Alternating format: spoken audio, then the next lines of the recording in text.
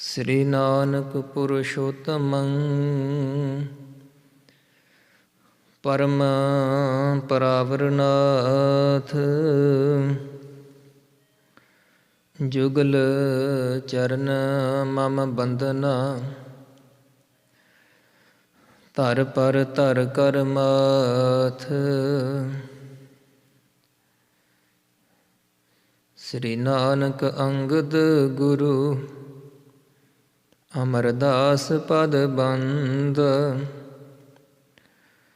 ਰਾਮਦਾਸ ਅਰਜਨ ਗੁਰੂ ਬਰ ਸ੍ਰੀ ਹਰਿ ਗੋਵਿੰਦ। ਹਰਿ ਰਾਇ ਹਰਿ ਕ੍ਰਿਸ਼ਨ ਗੁਰ ਤੇਗ ਬਹਾਦਰ ਚੰਦ। ਦਸਵੇਂ ਗੋਬਿੰਦ ਸਿੰਘ ਗੁਰੂ ਨਮੋ ਚਰਨ ਅਰਵਿੰਦ। ਜਿਸ ਮਹਿ ਅੰਮ੍ਰਿਤ ਗਿਆਨ ਹੈ, ਮਾਣਿਕ ਭਗਤ ਵੈਰਾਗ। ਗੁਰੂ ਗ੍ਰੰਥ ਸਾਹਿਬ ਉਦਦ, ਬੰਦੋਂ ਕਰ ਅਨੁਰਾਗ। ਸ੍ਰੀ ਗੁਰ ਸ਼ਬਦ ਕਮਾਏ ਜਿਨ, ਜੀਤੇ ਪੰਚ ਬਿਕਾਰ। ਤਿਨ ਸੰਤਨ ਕਉ ਬੰਦਨਾ, ਸਿਰ ਚਰਨਨ ਪਰ ਧਾਰ। ਏਕ ਓੰਕਾਰਾ ਸਤਿਗੁਰੂ, ਤੇਹ ਪ੍ਰਸਾਦ ਸਚ ਹੋਏ। ਵਾਹਿਗੁਰੂ ਜੀ ਕੀ ਫਤਿਹ। ਵਿਘਨ ਵਿਨਾਸ਼ਨ ਸੋਏ। ਵਾਹਿਗੁਰੂ ਜੀ ਕੀ ਫਤਿਹ। ਵਿਘਨ ਵਿਨਾਸ਼ਨ ਸੋਏ। ਸਤਨਾਮ ਸ੍ਰੀ ਵਾਹਿਗੁਰੂ ਸਾਹਿਬ ਜੀ। ਦੋਹਰਾ ਖਾਨ ਪਾਨ ਸਭ ਬਿਦਨ ਕੇ,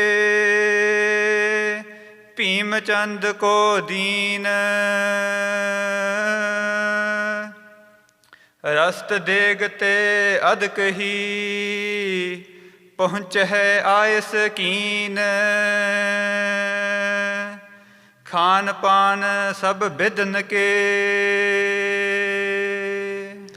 ਵਾਹਿਗੁਰੂ ਜੀ ਕਾ ਖਾਲਸਾ, ਵਾਹਿਗੁਰੂ ਜੀ ਕੀ ਫਤਿਹ। ਦੀਨ ਦਇਆਲ ਕਰੁਣਾ ਨਿਧਾਨ ਅੰਤਰਜਾਮੀ ਚਵਰ ਛਤਰ ਤਖਤ ਦੇ ਮਾਲਕ, ਦਸਾਂ ਪਾਤਸ਼ਾਹੀਆਂ ਦੇ ਆਤਮਿਕ ਸਰੂਪ,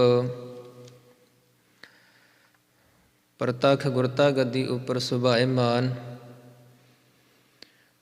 ਧੰਨ ਧੰਨ ਸ੍ਰੀ ਗੁਰੂ ਗ੍ਰੰਥ ਸਾਹਿਬ ਜੀ ਮਹਾਰਾਜ ਦੀ ਪਾਵਨ ਪਵਿੱਤਰ ਹਜ਼ੂਰੀ ਵਿਖੇ ਸਾਜ ਰਹੀ ਗੁਰੂ ਕੀ ਸਾਜ ਨਿਵਾਜੀ ਸਾਧ ਸੰਗਤ ਜੀਓ। ਸਤ ਸੰਗਤ ਕਰਨ ਦੇ ਮਿਲੇ ਹੋਏ ਇਸ ਸ਼ੁਭ ਅਵਸਰ ਵਿੱਚ ਗੁਰ ਇਤਿਹਾਸ ਦੀ ਕਥਾ ਵਿਚਾਰ ਸਰਵਣ ਕਰੀਏ। ਗੁਰ ਇਤਿਹਾਸ ਦੀ ਚੱਲ ਰਹੀ ਲੜੀਵਾਰ ਕਥਾ ਦੇ ਪ੍ਰਸੰਗ ਜਿਵੇਂ ਪਿੱਛੇ ਸਰਵਣ ਕਰਾਏ ਜਾ ਰਹੇ ਸਨ। ਧੰਨ ਸਤਿਗੁਰੂ ਕਲਗੀਧਰ ਪਾਤਸ਼ਾਹ ਮਹਾਰਾਜ ਜੀ ਦੇ ਪਾਸ ਭੀਮ ਚੰਦ ਰਾਜਾ ਕਹਿਲੂਰੀਆ ਦਰਸ਼ਨ ਕਰਨ ਵਾਸਤੇ ਆਇਆ, ਕਿਉਂਕਿ ਸਤਿਗੁਰੂ ਕਲਗੀਧਰ ਪਾਤਸ਼ਾਹ ਮਹਾਰਾਜ ਜੀ ਨੇ ਜਿਵੇਂ ਆਪਣੀਆਂ ਫੌਜਾਂ ਤਿਆਰ ਕੀਤੀਆਂ, ਸ਼ਸਤਰਧਾਰੀ ਸੂਰਮੇ ਸਿਪਾਹੀ ਸ਼ਸਤਰ ਵਿਦਿਆ ਦਾ ਅਭਿਆਸ ਕਰਵਾ ਕੇ ਯੁੱਧ ਵਿਦਿਆ ਵਿੱਚ ਨਿਪੁੰਨ ਕੀਤੇ। ਸਤਿਗੁਰਾਂ ਨੇ ਵਿਚਾਰਿਆ ਕਿ ਇਹਨਾਂ ਸੂਰਮਿਆਂ ਦਾ ਉਤਸ਼ਾਹ ਵਧਾਉਣ ਵਾਸਤੇ ਨਗਾਰਾ ਵੀ ਚਾਹੀਦਾ ਹੈ। ਸਤਿਗੁਰਾਂ ਨੇ ਨਗਾਰਾ ਤਿਆਰ ਕਰਾਉਣ ਵਾਸਤੇ ਹੁਕਮ ਕੀਤਾ ਹੈ। ਨਗਾਰੇ ਬਾਰੇ ਜਦੋਂ ਮਸੰਦ ਸਿੱਖਾਂ ਨੂੰ ਪਤਾ ਲੱਗਿਆ ਤਾਂ ਆਪਸ ਵਿੱਚ ਘਬਰਾਉਂਦੇ ਹੋਏ ਬਹੁਤ ਸਲਾਹਾਂ ਕੀਤੀਆਂ। ਉਹਨਾਂ ਨੇ ਮਾਤਾ ਜੀ ਨੂੰ ਬੇਨਤੀਆਂ ਕਰਕੇ ਸਤਿਗੁਰਾਂ ਨੂੰ ਵੀ ਕਹਾਇਆ ਹੈ ਕਿ ਫੌਜ ਤਾਂ ਤਿਆਰ ਕੀਤੀ ਹੈ, ਤੁਸਾਂ ਵਿਚਰਦੇ ਵੀ ਹੋ ਆਪਣੀ ਖੁਸ਼ੀ ਨਾਲ, ਪਰ ਮਸੰਦ ਸਿੱਖਾਂ ਦੀ ਇਹ ਸਲਾਹ ਹੈ ਕਿ ਨਗਾਰੇ ਦੀ ਆਵਾਜ਼ ਨਾ ਸੁਣਾਈ ਜਾਵੇ। ਪਹਾੜਾਂ ਦਾ ਦੇਸ਼ ਹੈ, ਪਹਾੜੀ ਰਾਜਿਆਂ ਦਾ ਇੱਥੇ ਰਾਜ ਹੈ। ਜਦੋਂ ਨਗਾਰੇ ਦੀ ਆਵਾਜ਼ ਸੁਣਨਗੇ ਤਾਂ ਪ੍ਰਤਾਪ ਵੇਖ ਸੁਣ ਕੇ ਬੜਾ ਹੈਰਾਨ ਹੋਣਗੇ ਕਿ ਇਹਨਾਂ ਦਾ ਬਹੁਤਾ ਪ੍ਰਤਾਪ ਵੱਧ ਗਿਆ ਹੈ। ਤਾਂ ਜੰਗ ਯੁੱਧ ਕਰਨ ਵਾਸਤੇ ਵੀ ਤਿਆਰ ਹੋਣਗੇ ਕਿ ਵੱਧਦੀ ਤਾਕਤ ਨੂੰ ਪਹਿਲਾਂ ਦਬਾ ਦਿੱਤਾ ਜਾਏ। ਸਤਿਗੁਰੂ ਮਹਾਰਾਜ ਸਾਹਿਬ ਨੇ ਵਚਨ ਸੁਣਾਏ ਕਿ ਇਹ ਪ੍ਰਤਾਪ ਵੱਧਦਾ ਰਹੇਗਾ। ਕਿਸੇ ਤੋਂ ਡਰ ਕੇ ਆਪਾਂ ਕਿਸੇ ਗੱਲ ਦਾ ਸੰਕੋਚ ਕੋਈ ਨਹੀਂ ਕਰਨਾ ਕਿ ਕੋਈ ਕੀ ਆਖੇਗਾ, ਜਾਂ ਗੁਰੂ ਘਰ ਦਾ ਤੇਜ ਪ੍ਰਤਾਪ ਪ੍ਰਗਟ ਹੋਇਆ ਦੇਖ ਕੇ ਘਬਰਾਵੇਗਾ ਜਾਂ ਡਰੇਗਾ, ਜਾਂ ਆਪਣੀਆਂ ਫੌਜਾਂ ਦਾ ਬਲ ਦਿਖਾਉਣ ਵਾਸਤੇ ਹੰਕਾਰ ਸਹਿਤ ਚੜ੍ਹ ਕੇ ਆਵੇਗਾ। ਤਾਂ ਜੇ ਕੋਈ ਚੜ੍ਹ ਕੇ ਆਵੇਗਾ, ਆ ਕੇ ਗਲ ਪਵੇਗਾ, ਤਾਂ ਅੱਗੋਂ ਉਸ ਦਾ ਹੰਕਾਰ ਨਾਸ ਕਰਨ ਵਾਸਤੇ ਜਿਹੜਾ ਸ਼ਸਤਰ ਵਿਦਿਆ ਦਾ ਅਭਿਆਸ ਕੀਤਾ ਤੇ ਕਰਵਾਇਆ ਹੈ ਫਿਰ ਵਰਤਿਆ ਜਾਵੇਗਾ। ਸਤਿਗੁਰੂ ਮਹਾਰਾਜ ਸਾਹਿਬ ਨੇ ਵਿਚਰਦਿਆਂ ਹੋਇਆਂ ਜਦੋਂ ਨਗਾਰਾ ਵਜਵਾਇਆ ਹੈ, ਪਹਾੜੀ ਰਾਜੇ ਭੀਮ ਚੰਦ ਦੇ ਕੰਨੀ ਆਵਾਜ਼ ਪਈ। ਗੱਲਾਂ ਬਾਤਾਂ ਕਰਦਾ, ਗੱਲਾਂ ਭੁੱਲ ਗਈਆਂ। ਉਸੇ ਵੇਲੇ ਕਹਿਣ ਲੱਗਾ, ਚੁੱਪ ਕਰੋ। ਚੁੱਪ ਕਰਕੇ ਹੁਣ ਧਿਆਨ ਨਾਲ ਸੁਣੋ, ਆਵਾਜ਼ ਕਿੱਧਰੋਂ ਆ ਰਹੀ ਹੈ ਨਗਾਰੇ ਦੀ। ਸਿਆਣਾ ਵਜ਼ੀਰ ਸੀ ਪਾਸ, ਗੁਰੂ ਘਰ ਦੀ ਮਹਿਮਾ ਤੋਂ ਜਾਣੂ ਸੀ। ਸਾਰੀ ਮਹਿਮਾ ਉਸਨੇ ਗੁਰੂ ਕੀ ਸੁਣਾਈ। ਭੀਮ ਚੰਦ ਰਾਜਾ ਸਤਿਗੁਰੂ ਮਹਾਰਾਜ ਸਾਹਿਬ ਦੇ ਦਰਸ਼ਨ ਕਰਨ ਵਾਸਤੇ ਆਇਆ।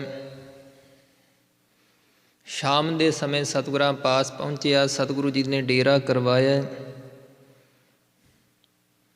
ਆਗਿਆ ਕੀਤੀ ਕਿ ਕੱਲ੍ਹ ਨੂੰ ਅਸੀਂ ਜਦੋਂ ਦੀਵਾਨ ਸਜਾਵਾਂਗੇ ਫਿਰ ਦਰਸ਼ਨ ਦਿਆਂਗੇ। ਅਗਲਾ ਦਿਨ ਹੋਣ 'ਤੇ ਮਹਾਰਾਜ ਸੱਚੇ ਪਾਤਸ਼ਾਹ ਜੀ ਨੇ ਜਦ ਸਭਾ ਸਜਾਈ ਹੈ, ਸਿੱਖ ਸੂਰਮੇ ਆ ਪਹੁੰਚੇ ਹੈ ਹਜ਼ੂਰੀ ਵਿੱਚ।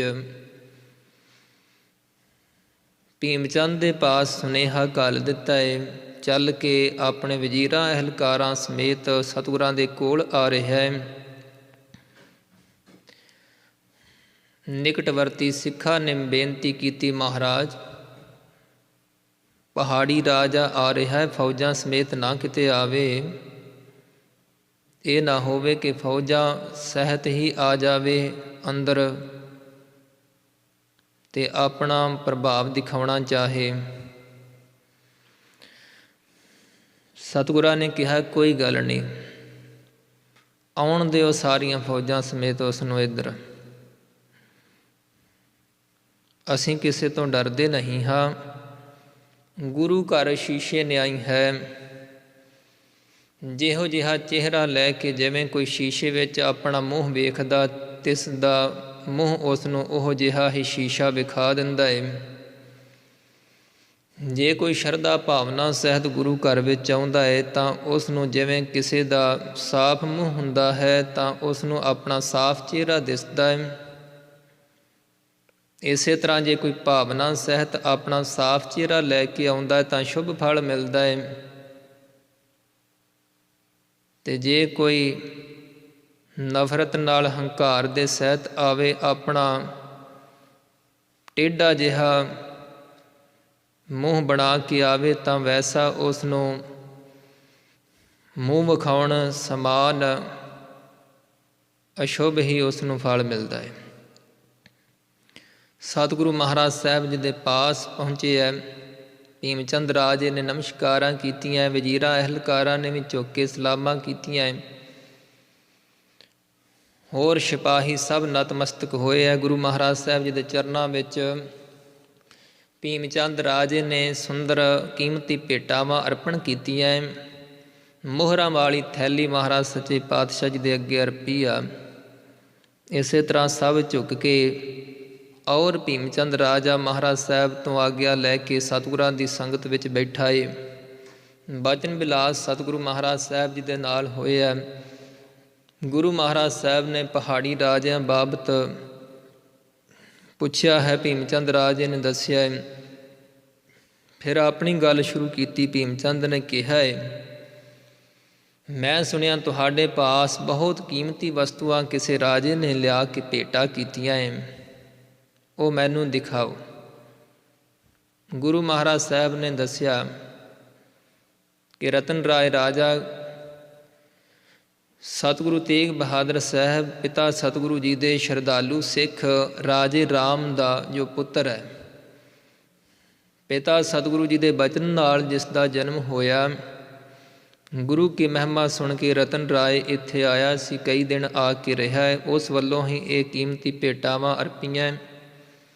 ਰਾਜੇ ਭੀਮ ਚੰਦ ਨੇ ਕਿਹਾ, ਮੈਨੂੰ ਦਿਖਾਓ। ਮੰਗਵਾ ਕੇ ਮਹਾਰਾਜ ਸੱਚੇ ਪਾਤਸ਼ਾਹ ਜੀ ਨੇ ਵਸਤੂਆਂ ਦਿਖਾਈਆਂ। ਪੰਜ ਕਲਾ ਸ਼ਸਤਰ ਦਿਖਾਇਆ, ਜਿਸ ਵਿੱਚ ਪੰਜ ਕਲਾ ਨੇ। ਕਲਾ ਦੱਬੀ ਦੀ ਹੈ ਤਾਂ ਸ਼ਸਤਰ ਪ੍ਰਗਟ ਹੁੰਦਾ ਹੈ। ਕਲਾ ਦਬਾਈ ਕਿਰਪਾਨ ਦੀ ਸ਼ਕਲ ਦਾ ਸ਼ਸਤਰ ਨਜ਼ਰ ਆਇਆ ਹੈ। ਦੂਸਰੀ ਵਾਰ ਕਲਾ ਦਬਾਈ ਹੈ, ਬਰਛੀ ਬਣਿਆ ਹੈ, ਸੁੰਦਰ ਬਰਛੀ ਵੇਖੀ ਹੈ। ਤੀਸਰੀ ਕਲਾ ਦਬਾਈ ਹੈ, ਕਟਾਰ ਤੱਕੀ ਹੈ। ਚੌਥੀ ਕਲਾ ਦਬਾਈ ਹੈ ਤਾਂ ਪਸਤੌਲ ਬਣਿਆ ਹੈ, ਗੋਲੀ ਚਲਾ ਕੇ ਵਿਖਾਈ ਹੈ। ਪੰਜਵੀਂ ਕਲਾ ਦਬਾਈ ਹੈ ਤਾਂ ਗੁਰਜ ਬਣਾ ਕੇ ਦਿਖਾਈ ਹੈ। ਭੀਮ ਚੰਦ ਰਾਜਾ ਦੇਖ ਕੇ ਬਹੁਤ ਹੈਰਾਨ ਹੋਇਆ ਕਿ ਇੱਕੋ ਸ਼ਸਤਰ ਦੇ ਵਿੱਚ ਪੰਜ ਕਲਾ ਨੇ। ਸੁੰਦਰ ਚੌਂਕੀ ਵਿਖਾਈ ਹੈ, ਜਾਮ ਕਟੋਰਾ ਆਦਿਕ ਦਿਖਾਇਆ। ਫਿਰ ਕਿਹਾ ਭੀਮ ਚੰਦ ਨੇ ਕਿ ਮਹਾਰਾਜ, ਮੈਂ ਸੁਣਿਆ ਕਿ ਤੁਹਾਡੇ ਪਾਸ ਇੱਕ ਬਹੁਤ ਹੀ ਸ਼ੁਭ ਗੁਣਾਂ ਵਾਲਾ ਕੀਮਤੀ ਹਾਥੀ ਵੀ ਹੈ, ਉਹ ਵੀ ਦਿਖਾਓ। ਜਿਹੜੇ ਪੰਜ ਘੋੜੇ ਭੇਟਾ ਕੀਤੇ ਨੇ ਰਾਜੇ ਨੇ, ਉਹ ਵੀ ਦਿਖਾਓ। ਮਹਾਰਾਜ ਨੇ ਕਿਹਾ ਕਿ ਭਾਈ ਦਿਖਾਵਾਂਗੇ, ਕੱਲ੍ਹ ਨੂੰ ਦਿਖਾਵਾਂਗੇ। ਹੁਣ ਸਮਾਂ ਹੋ ਗਿਆ ਹੈ ਸ਼ਾਮ ਦਾ, ਇਸ ਲਈ ਸੰਗਤ ਕਰਨੀ ਹੈ, ਗੁਰਬਾਣੀ ਦਾ ਪਾਠ ਨਿਤਨੇਮ ਹੋਵੇਗਾ। ਕੱਲ੍ਹ ਨੂੰ ਸਮੇਂ ਅਨੁਸਾਰ ਦਿਖਾਵਾਂਗੇ। ਨਮਸਕਾਰ ਕਰਕੇ ਆਪਣੇ ਡੇਰੇ ਨੂੰ ਚਲੇ ਗਏ ਆ। ਗੁਰੂ ਮਹਾਰਾਜ ਸੱਚੇ ਪਾਤਸ਼ਾਹ ਸਭਾ ਅਸਥਾਨ ਤੋਂ ਨਿਵਾਸ ਅਸਥਾਨ ਵੱਲ ਗਏ ਹੈ। ਸਤਿਗੁਰੂ ਮਹਾਰਾਜ ਸਾਹਿਬ ਨੇ ਸਭ ਰਸਦਾਂ ਬਸਤਾਂ ਤਿੰਨਾਂ ਦੇ ਵਾਸਤੇ ਸੇਵਕਾਂ ਰਾਹੀਂ ਭਿਜਵਾਈਆਂ ਨੇ।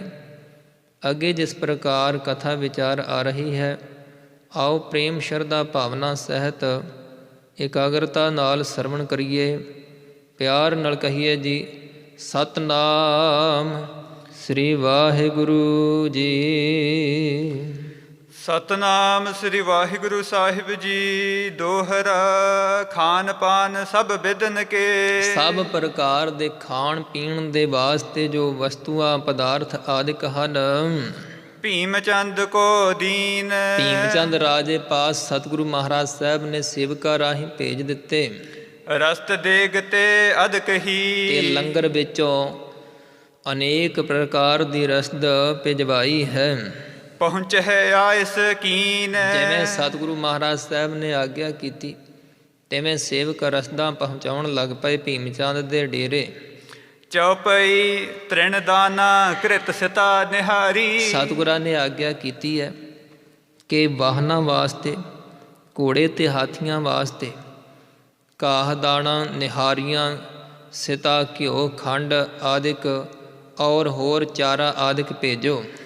ਦੇਹੋ ਦਿਵਸ ਪ੍ਰਤ ਹੈਨ ਸੰਭਾਰੀ। ਤੇ ਘੋੜਿਆਂ ਦੀ ਸੰਭਾਲ ਕਰਵਾਉਣੀ ਹੈ, ਹਰ ਰੋਜ਼ ਦਾ ਤਿੰਨਾਂ ਦਾ ਖਰਚ ਦੇਣਾ ਹੈ। ਸੂਖਮ ਚਾਵਰ ਗੋਧੁਮ ਚੂਨ। ਬਰੀਕ ਚੌਲ ਔਰ ਗੋਧੂਮ ਚੂਨ, ਭਾਵ ਕਿ ਜੋ ਆਟਾ ਹੈ, ਜੋ ਕਣਕ ਦਾ, ਉਹ ਵੀ ਭੇਜਣਾ ਤਿਸ ਦੇ ਡੇਰੇ। ਜਾਚਹਿ ਜਿਤਕ ਨ ਦੇਤੇ ਊਨ। ਤੇ ਜਿੰਨਾ ਕੋ ਉਹ ਮੰਗਣਾ ਉਸ ਤੋਂ ਘੱਟ ਨਹੀਂ ਦੇਣਾ। ਗੁਰ ਘਰ ਕਮੀ ਨ ਕਿਸ ਕੀ ਅਹੈ। ਗੁਰ ਘਰ ਕਮੀ ਨ ਕਿਸ ਕੀ ਅਹੈ। ਤੇ ਕਿਸੇ ਪਦਾਰਥ ਦੀ ਥੁੜ ਨਹੀਂ ਹੈ ਗੁਰੂ ਘਰ ਵਿੱਚ। ਪ੍ਰਾਪਤ ਹੋਤ ਜਥਾ ਜੋ ਚਹੈ। ਤੇ ਜਿਸ ਤਰ੍ਹਾਂ ਵੀ ਕੋਈ ਚਾਹੇ ਉਸ ਨੂੰ ਉਹ ਪਦਾਰਥ ਮਿਲ ਸਕਦੇ ਗੁਰੂ ਘਰ ਵਿੱਚੋਂ। ਪੁਰ ਆਨੰਦ ਅਤ ਖੁਸ਼ੀ ਬਿਹਾਰੈ। ਤੇ ਇਸ ਪ੍ਰਕਾਰ ਆਨੰਦ ਦੇ ਸਹਿਤ ਜਿਹੜਾ ਆਉਂਦਾ ਹੈ, ਪ੍ਰੇਮ ਨਾਲ ਆ ਕੇ ਖੁਸ਼ੀਆਂ ਦੇ ਸਹਿਤ ਰਹਿਣਾ ਕਰੇ ਇੱਥੇ। ਨਿਤ ਪ੍ਰਤ ਕੌਤਕ ਨਵੋਂ ਨਿਹਾਰੈ। ਤੇ ਇਸ ਪ੍ਰਕਾਰ ਸਤਿਗੁਰੂ ਮਹਾਰਾਜ ਸਾਹਿਬ ਜੀ ਦੇ ਬਚਨ ਅਨੁਸਾਰ ਸਭ ਦੀ ਖਬਰਸਾਰ ਲਈ ਗਈ ਹੈ। ਤੇ ਨਿਤਾ ਪ੍ਰਤੀ ਜਿਹੜੇ ਰਹਿਣ ਵਾਲੇ ਹੈ, ਨਿਤ ਹੀ ਨਵੀਨ ਕੌਤਕ ਮਹਾਰਾਜ ਸਾਹਿਬ ਜੀ ਦੇ ਅਨੰਦਪੁਰ ਸਾਹਿਬ ਨਗਰ ਵਿੱਚ ਰਹਿ ਕੇ ਦੇਖਦੇ। ਸੋ ਦਿਨ ਰਜਨੀ ਬੀਤੀ ਜਬੈ। ਉਹ ਦਿਨ ਤੇ ਰਾਤ ਜਦੋਂ ਬੀਤੇ, ਭਈ ਪ੍ਰਭਾਤ ਉਠੇ ਨਰ ਸਬੈ। ਤੇ ਸਵੇਰ ਹੋਣ ਤੇ ਸਭ ਉੱਠੇ। ਹੁਕਮ ਫਰਾਸ਼ਨ ਸਾਥ ਬਖਾਨਾ। ਧੰਨ ਗੁਰੂ ਕਲਗੀਧਰ ਪਾਤਸ਼ਾਹ ਮਹਾਰਾਜ ਜੀ ਨੇ ਜਿਹੜੇ ਫਰਸ਼ ਵਿਛਾਉਣ ਵਾਲੇ, ਤਿਆਰੀ ਕਰਨ ਵਾਲੇ ਸੇਵਾਦਾਰ ਹੈ, ਤਿਨਾਂ ਨੂੰ ਹੁਕਮ ਕੀਤਾ ਡੇਰਾ ਲਗਹਿ ਥਾਨ ਮੈਦਾਨਾ। ਕਿ ਭਾਈ ਖੁੱਲ੍ਹੇ ਥਾਂ ਵਿੱਚ ਡੇਰਾ ਸਜਾ ਦਿਓ। ਭਾਵ ਕਿ ਜਿਹੜਾ ਸੁੰਦਰ ਤੰਬੂ ਹੈ ਉਹ ਦੀਵਾਨ ਸਜਾਉਣ ਵਾਸਤੇ ਤਿਆਰ ਕਰੋ। ਦੁਰਦ ਪ੍ਰਸਾਦੀ ਕਰੋ ਸ਼ਿੰਗਾਰਨ। ਤੇ ਪ੍ਰਸਾਦੀ ਹਾਥੀ ਵੀ ਸ਼ਿੰਗਾਰ ਕੇ ਲਿਆਉਣਾ। ਕੰਚਨ ਚਾਂਦੀ ਸ਼੍ਰਿੰਖਲ ਡਾਰਨ। ਤੇ ਜਿਸ ਨੂੰ ਸੋਨੇ ਚਾਂਦੀ ਆਦਿਕ ਦੇ ਸੰਗਲ ਜਿਸ ਦੇ ਪੈਰਾਂ ਵਿੱਚ ਪਾ ਕੇ ਲਿਆਉਣਾ। ਮਖਮਲ ਜ਼ਰੀਦਾਰ ਬੜ ਝੂਲ। ਤੇ ਵੱਡਾ ਝੁੱਲ ਉਸ ਦੇ ਉੱਪਰ ਸਜਾਉਣਾ ਹੈ, ਮਖਮਲੀ ਜ਼ਰੀਦਾਰ ਹੈ ਜੋ। ਗਜ ਗਾਹਨ ਬੰਦ ਹੋ ਰਹਿ ਝੂਲ। ਔਰ ਗਜ ਗਾਹਨ ਜਿਹੜੇ ਬਹੁਤ ਸੁੰਦਰ ਗਹਿਣੇ ਆਦਿਕ ਦੇ ਸ਼ਿੰਗਾਰ ਹੈ, ਹਾਥੀ ਦੇ ਮੱਥੇ ਉੱਪਰ ਸਜਾਉਣ ਵਾਲੇ, ਸੋ ਉਹਨਾਂ ਦੇ ਸਮੇਤ ਝੁੱਲ ਸਜਾਇਆ ਜਾਏ। ਸੁਨ ਉਮਾਹ ਸਭ ਕੇ ਹੋਏ ਆਇਓ। ਤੇ ਇਸ ਤਰ੍ਹਾਂ ਗੁਰੂ ਕਾ ਬਚਨ ਸੁਣ ਕੇ ਸਭ ਸਿੱਖਾਂ ਦੇ ਮਨਾਂ ਵਿੱਚ ਬੜਾ ਉਤਸ਼ਾਹ ਹੋਇਆ।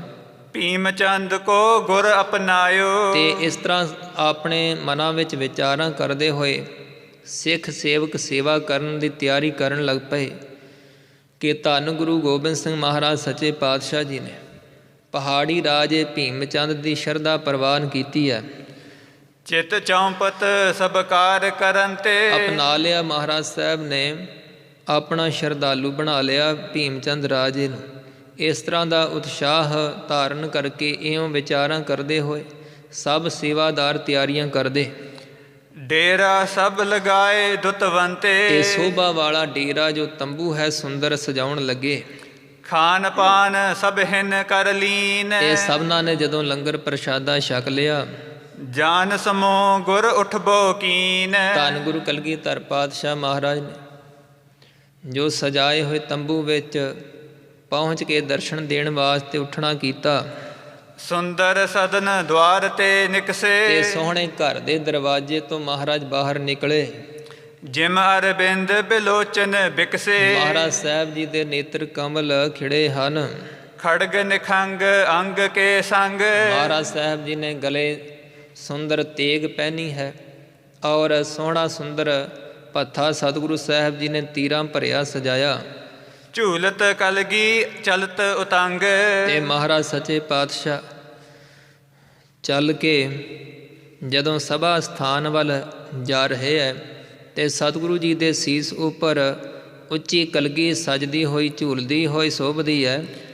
ਚਪਲ ਚਾਲ ਸ਼ੋਭਤ ਇਸ ਭਾਂਤ। ਤੇ ਇਸ ਤਰ੍ਹਾਂ ਸੁੰਦਰ ਚਾਲ ਮਹਾਰਾਜ ਸਾਹਿਬ ਜੀ ਦੀ ਸਜ ਰਹੀ ਹੈ। ਗਜ ਕੋ ਬਤਸ਼ ਪੁਸ਼ਟ ਉਤਲਾਤ। ਜਿਵੇਂ ਕਿ ਹਾਥੀ ਦਾ ਬੱਚਾ ਹੋਵੇ, ਪੁਸ਼ਟ ਭਾਰੀ ਸਰੀਰ ਵਾਲਾ, ਕਾਹਲੀ ਨਾਲ ਤੁਰਦਾ ਹੋਵੇ, ਇਸ ਪ੍ਰਕਾਰ ਸ੍ਰੇਸ਼ਟ ਚਾਲ ਸਤਿਗੁਰਾਂ ਦੀ।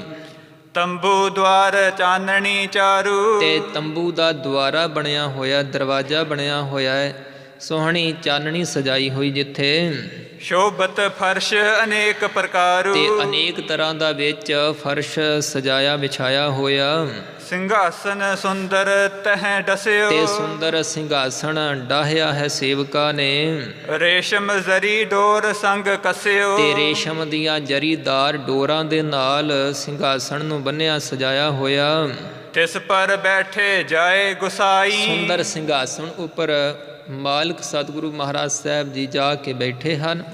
ਜਗਮਗ ਚਮਤਕਾਰ ਜਿਸ ਥਾਈ। ਤੇ ਜਿਸ ਥਾਂ ਤੇ, ਜਿਸ ਕੀਮਤੀ ਤੰਬੂ ਦੇ ਵਿੱਚ ਬਹੁਤ ਜ਼ਿਆਦਾ ਹੀਰੇ ਰਤਨਾ ਆਦਿਕ ਦੀ ਚਮਕ ਹੋ ਰਹੀ ਹੈ ਪ੍ਰਗਟ। ਮਾਤੁਲ ਤਬ ਕਿਰਪਾਲ ਚਲ ਆਇਓ। ਗੁਰੂ ਕਲਗੀਧਰ ਪਾਤਸ਼ਾਹ ਜੀ ਦੇ ਮਾਮਾ ਕਿਰਪਾਲ ਜੀ ਵੀ ਚੱਲ ਕੇ ਆਏ। ਸਤਿਗੁਰ ਨਿਕਟ ਬੈਠ ਹਰ ਖਾਇਓ। ਸਤਿਗੁਰੂ ਮਹਾਰਾਜ ਸਾਹਿਬ ਜੀ ਦੇ ਪਾਸ ਬੈਠ ਕੇ ਖੁਸ਼ ਹੋਏ। ਪਾਚੋ ਵੀਰ ਸ਼ਸਤਰ ਤਨ ਤਹਰੀ। ਤੇ ਪੰਜੇ ਹੀ ਸੂਰਮੇ ਵੀ ਆਪਣੇ ਸਰੀਰਾਂ ਤੇ ਸ਼ਸਤਰ ਧਾਰਨ ਕਰਕੇ ਆਏ। ਥਿਰੇ ਆਨ ਕਰ ਢਿਗ ਦਰਬਾਰੀ। ਪੰਜੇ ਭਰਾਤਾ ਜੋ ਭਾਈ ਸੰਗੋਸ਼ਾ, ਭਾਈ ਜੀਤਮਲ, ਗੁਲਾਬ ਰਾਏ, ਗੁਲਾਬ ਚੰਦ ਤੇ ਮਾਹਰੀ ਚੰਦ, ਗੰਗਾ ਰਾਮ, ਸੋ ਐਸੇ ਜਿਹੜੇ ਇਹ ਪੰਜੇ ਸੂਰਮੇ ਆਏ ਹਨ। ਥਿਰੇ ਆਨ ਕਰ ਢਿਗ ਦਰਬਾਰੀ। ਤੇ ਇਸ ਪ੍ਰਕਾਰ ਜਿਹੜੇ ਮਹਾਰਾਜ ਸਾਹਿਬ ਜੀ ਦੇ ਹਜ਼ੂਰੀ ਸੇਵਕ ਹੈ ਉਹ ਵੀ ਪਾਸ ਆਣ ਕੇ ਬੈਠੇ। ਸ਼ਿਆਮ ਸਿੰਘ ਅਰ ਰਾਏ ਗੁਲਾਬ। ਤੇ ਜਿਹੜੇ ਬਾਬਾ ਸੂਰਜਮਲ ਜੀ ਦੇ ਪੋਤੇ ਹਨ, ਦੋਵੇਂ ਭਰਾ ਭਾਈ ਸ਼ਿਆਮ ਸਿੰਘ ਤੇ ਗੁਲਾਬ ਰਾਏ। ਸੁਨ ਆਏ ਚਲ ਤਹਾਂ ਸ਼ਿਤਾਬ। ਸਤਿਗੁਰੂ ਮਹਾਰਾਜ ਸਾਹਿਬ ਜੀ ਦੇ ਦੀਵਾਨ ਵਿੱਚ ਸਜਣ ਦੀ ਖਬਰ ਸੁਣ ਕੇ ਛੇਤੀ ਚੱਲ ਕੇ ਆਏ ਹਜੂਰ। ਨੰਦ ਚੰਦ ਧਰ ਸ਼ਸਤਰ ਬਿਲੰਦੰ। ਤੇ ਭਾਈ ਨੰਦ ਚੰਦ ਜਿਨ੍ਹਾਂ ਨੇ ਭੰਗਾਣੀ ਦੇ ਯੁੱਧ ਵਿੱਚ ਬਾਅਦ ਵਿੱਚ ਸ਼ਸਤਰ ਵਿਦਿਆ ਦੇ ਜੌਹਰ ਵਿਖਾਏ ਹੈ, ਇਹ ਸਤਿਗੁਰੂ ਮਹਾਰਾਜ ਸਾਹਿਬ ਜੀ ਦੇ ਦੀਵਾਨ ਨੇ। ਜਿਵੇਂ ਕਿ ਰਾਜਿਆਂ ਦੇ ਵਜ਼ੀਰ ਹੁੰਦੇ ਆ, ਇਵੇਂ ਇਹ ਦੀਵਾਨ ਨੰਦ ਚੰਦ ਹਨ ਸ਼ਸਤਰ ਧਾਰਨ ਕਰਕੇ, ਕਿਉਂਕਿ ਇਹ ਮਸੰਦ ਸੇਵਕ ਵੀ ਕਹੇ ਜਾਂਦੇ ਹੈ। ਭਾਈ ਉਮਰ ਸ਼ਾਹ ਜੋ ਸਤਿਗੁਰੂ ਅਰਜਨ ਦੇਵ ਸਾਹਿਬ ਮਹਾਰਾਜ ਜੀ ਦਾ ਮਸੰਦ ਸੇਵਕ ਸੀ, ਪਾਸ ਰਹਿਣ ਵਾਲਾ, ਤੇ ਇਸ ਦੇ ਇਹ ਪੋਤਰੇ ਹਨ ਭਾਈ ਨੰਦ ਚੰਦ ਜੀ। ਸ਼ਸਤਰਧਾਰੀ ਹੋ ਕੇ ਸਤਿਗੁਰਾਂ ਪਾਸ ਆਏ। ਓਏ ਸੰਗ ਲੈ ਬ੍ਰਿੰਦ ਮਸੰਦ। ਤੇ ਹੋਰ ਮਸੰਦ ਸਿੱਖਾਂ ਨੂੰ ਆਪਣੇ ਨਾਲ ਲੈ ਕੇ ਪਹੁੰਚੇ। ਬੈਠ ਭਲੀ ਬਿਦ ਸਭਾ ਲਗਾਈ। ਤੇ ਭਲੀ ਪ੍ਰਕਾਰ ਸਤਿਗੁਰੂ ਮਹਾਰਾਜ ਸਾਹਿਬ ਨੇ ਸਿੰਘਾਸਣ ਉੱਪਰ ਸਜ ਕੇ ਸਭਾ ਲਗਾਈ ਹੈ। ਸੁਬਟ ਸਿੱਖ ਮਿਲ ਗਏ ਸਮੁਦਾਈ। ਤੇ ਸੂਰਮੇ ਸ਼ਸਤਰਧਾਰੀ ਸਿੱਖ ਵੀ ਸਭ ਮਿਲ ਕੇ ਆ ਗਏ। ਚਾਮਰ ਚਾਰ ਢੁਰਤ ਬਹੁ ਬਾਰੀ। ਚਵਰ ਬਰਦਾਰ ਮਹਾਰਾਜ ਸਾਹਿਬ ਜੀ ਦੇ ਸੀਸ ਉੱਪਰ ਸੁੰਦਰ ਚਵਰ ਟੁਲਾਉਂਦਾ ਹੈ ਬਹੁਤੀ ਵਾਰ। ਕਹੋਂ ਕਹਾਂ ਸ਼ੋਭਾ ਮਨਹਾਰੀ। ਤੇ ਕਵੀ ਜੀ ਕਹਿੰਦੇ ਕਿੱਥੋਂ ਤੱਕ ਮਹਾਰਾਜ ਸਾਹਿਬ ਜੀ ਦੀ ਸੋਭਾ, ਸਰੋਤਾ ਜਨੋ ਤੁਹਾਨੂੰ ਸੁਣਾਵਾ ਮਨੋਹਰ ਸੋਭਾ ਵਡਿਆਈ ਸਤਿਗੁਰਾਂ ਦੀ। ਭੀਮ ਚੰਦ ਕੋ ਪਠਿਓ ਬੁਲਾਈ। ਤੇ ਭੀਮ ਚੰਦ ਨੂੰ ਆਪਣੇ ਪਾਸ ਆਉਣ ਵਾਸਤੇ, ਲਿਆਉਣ ਵਾਸਤੇ ਸੱਦਾ ਸਤਿਗੁਰਾਂ ਨੇ ਭੇਜਿਆ।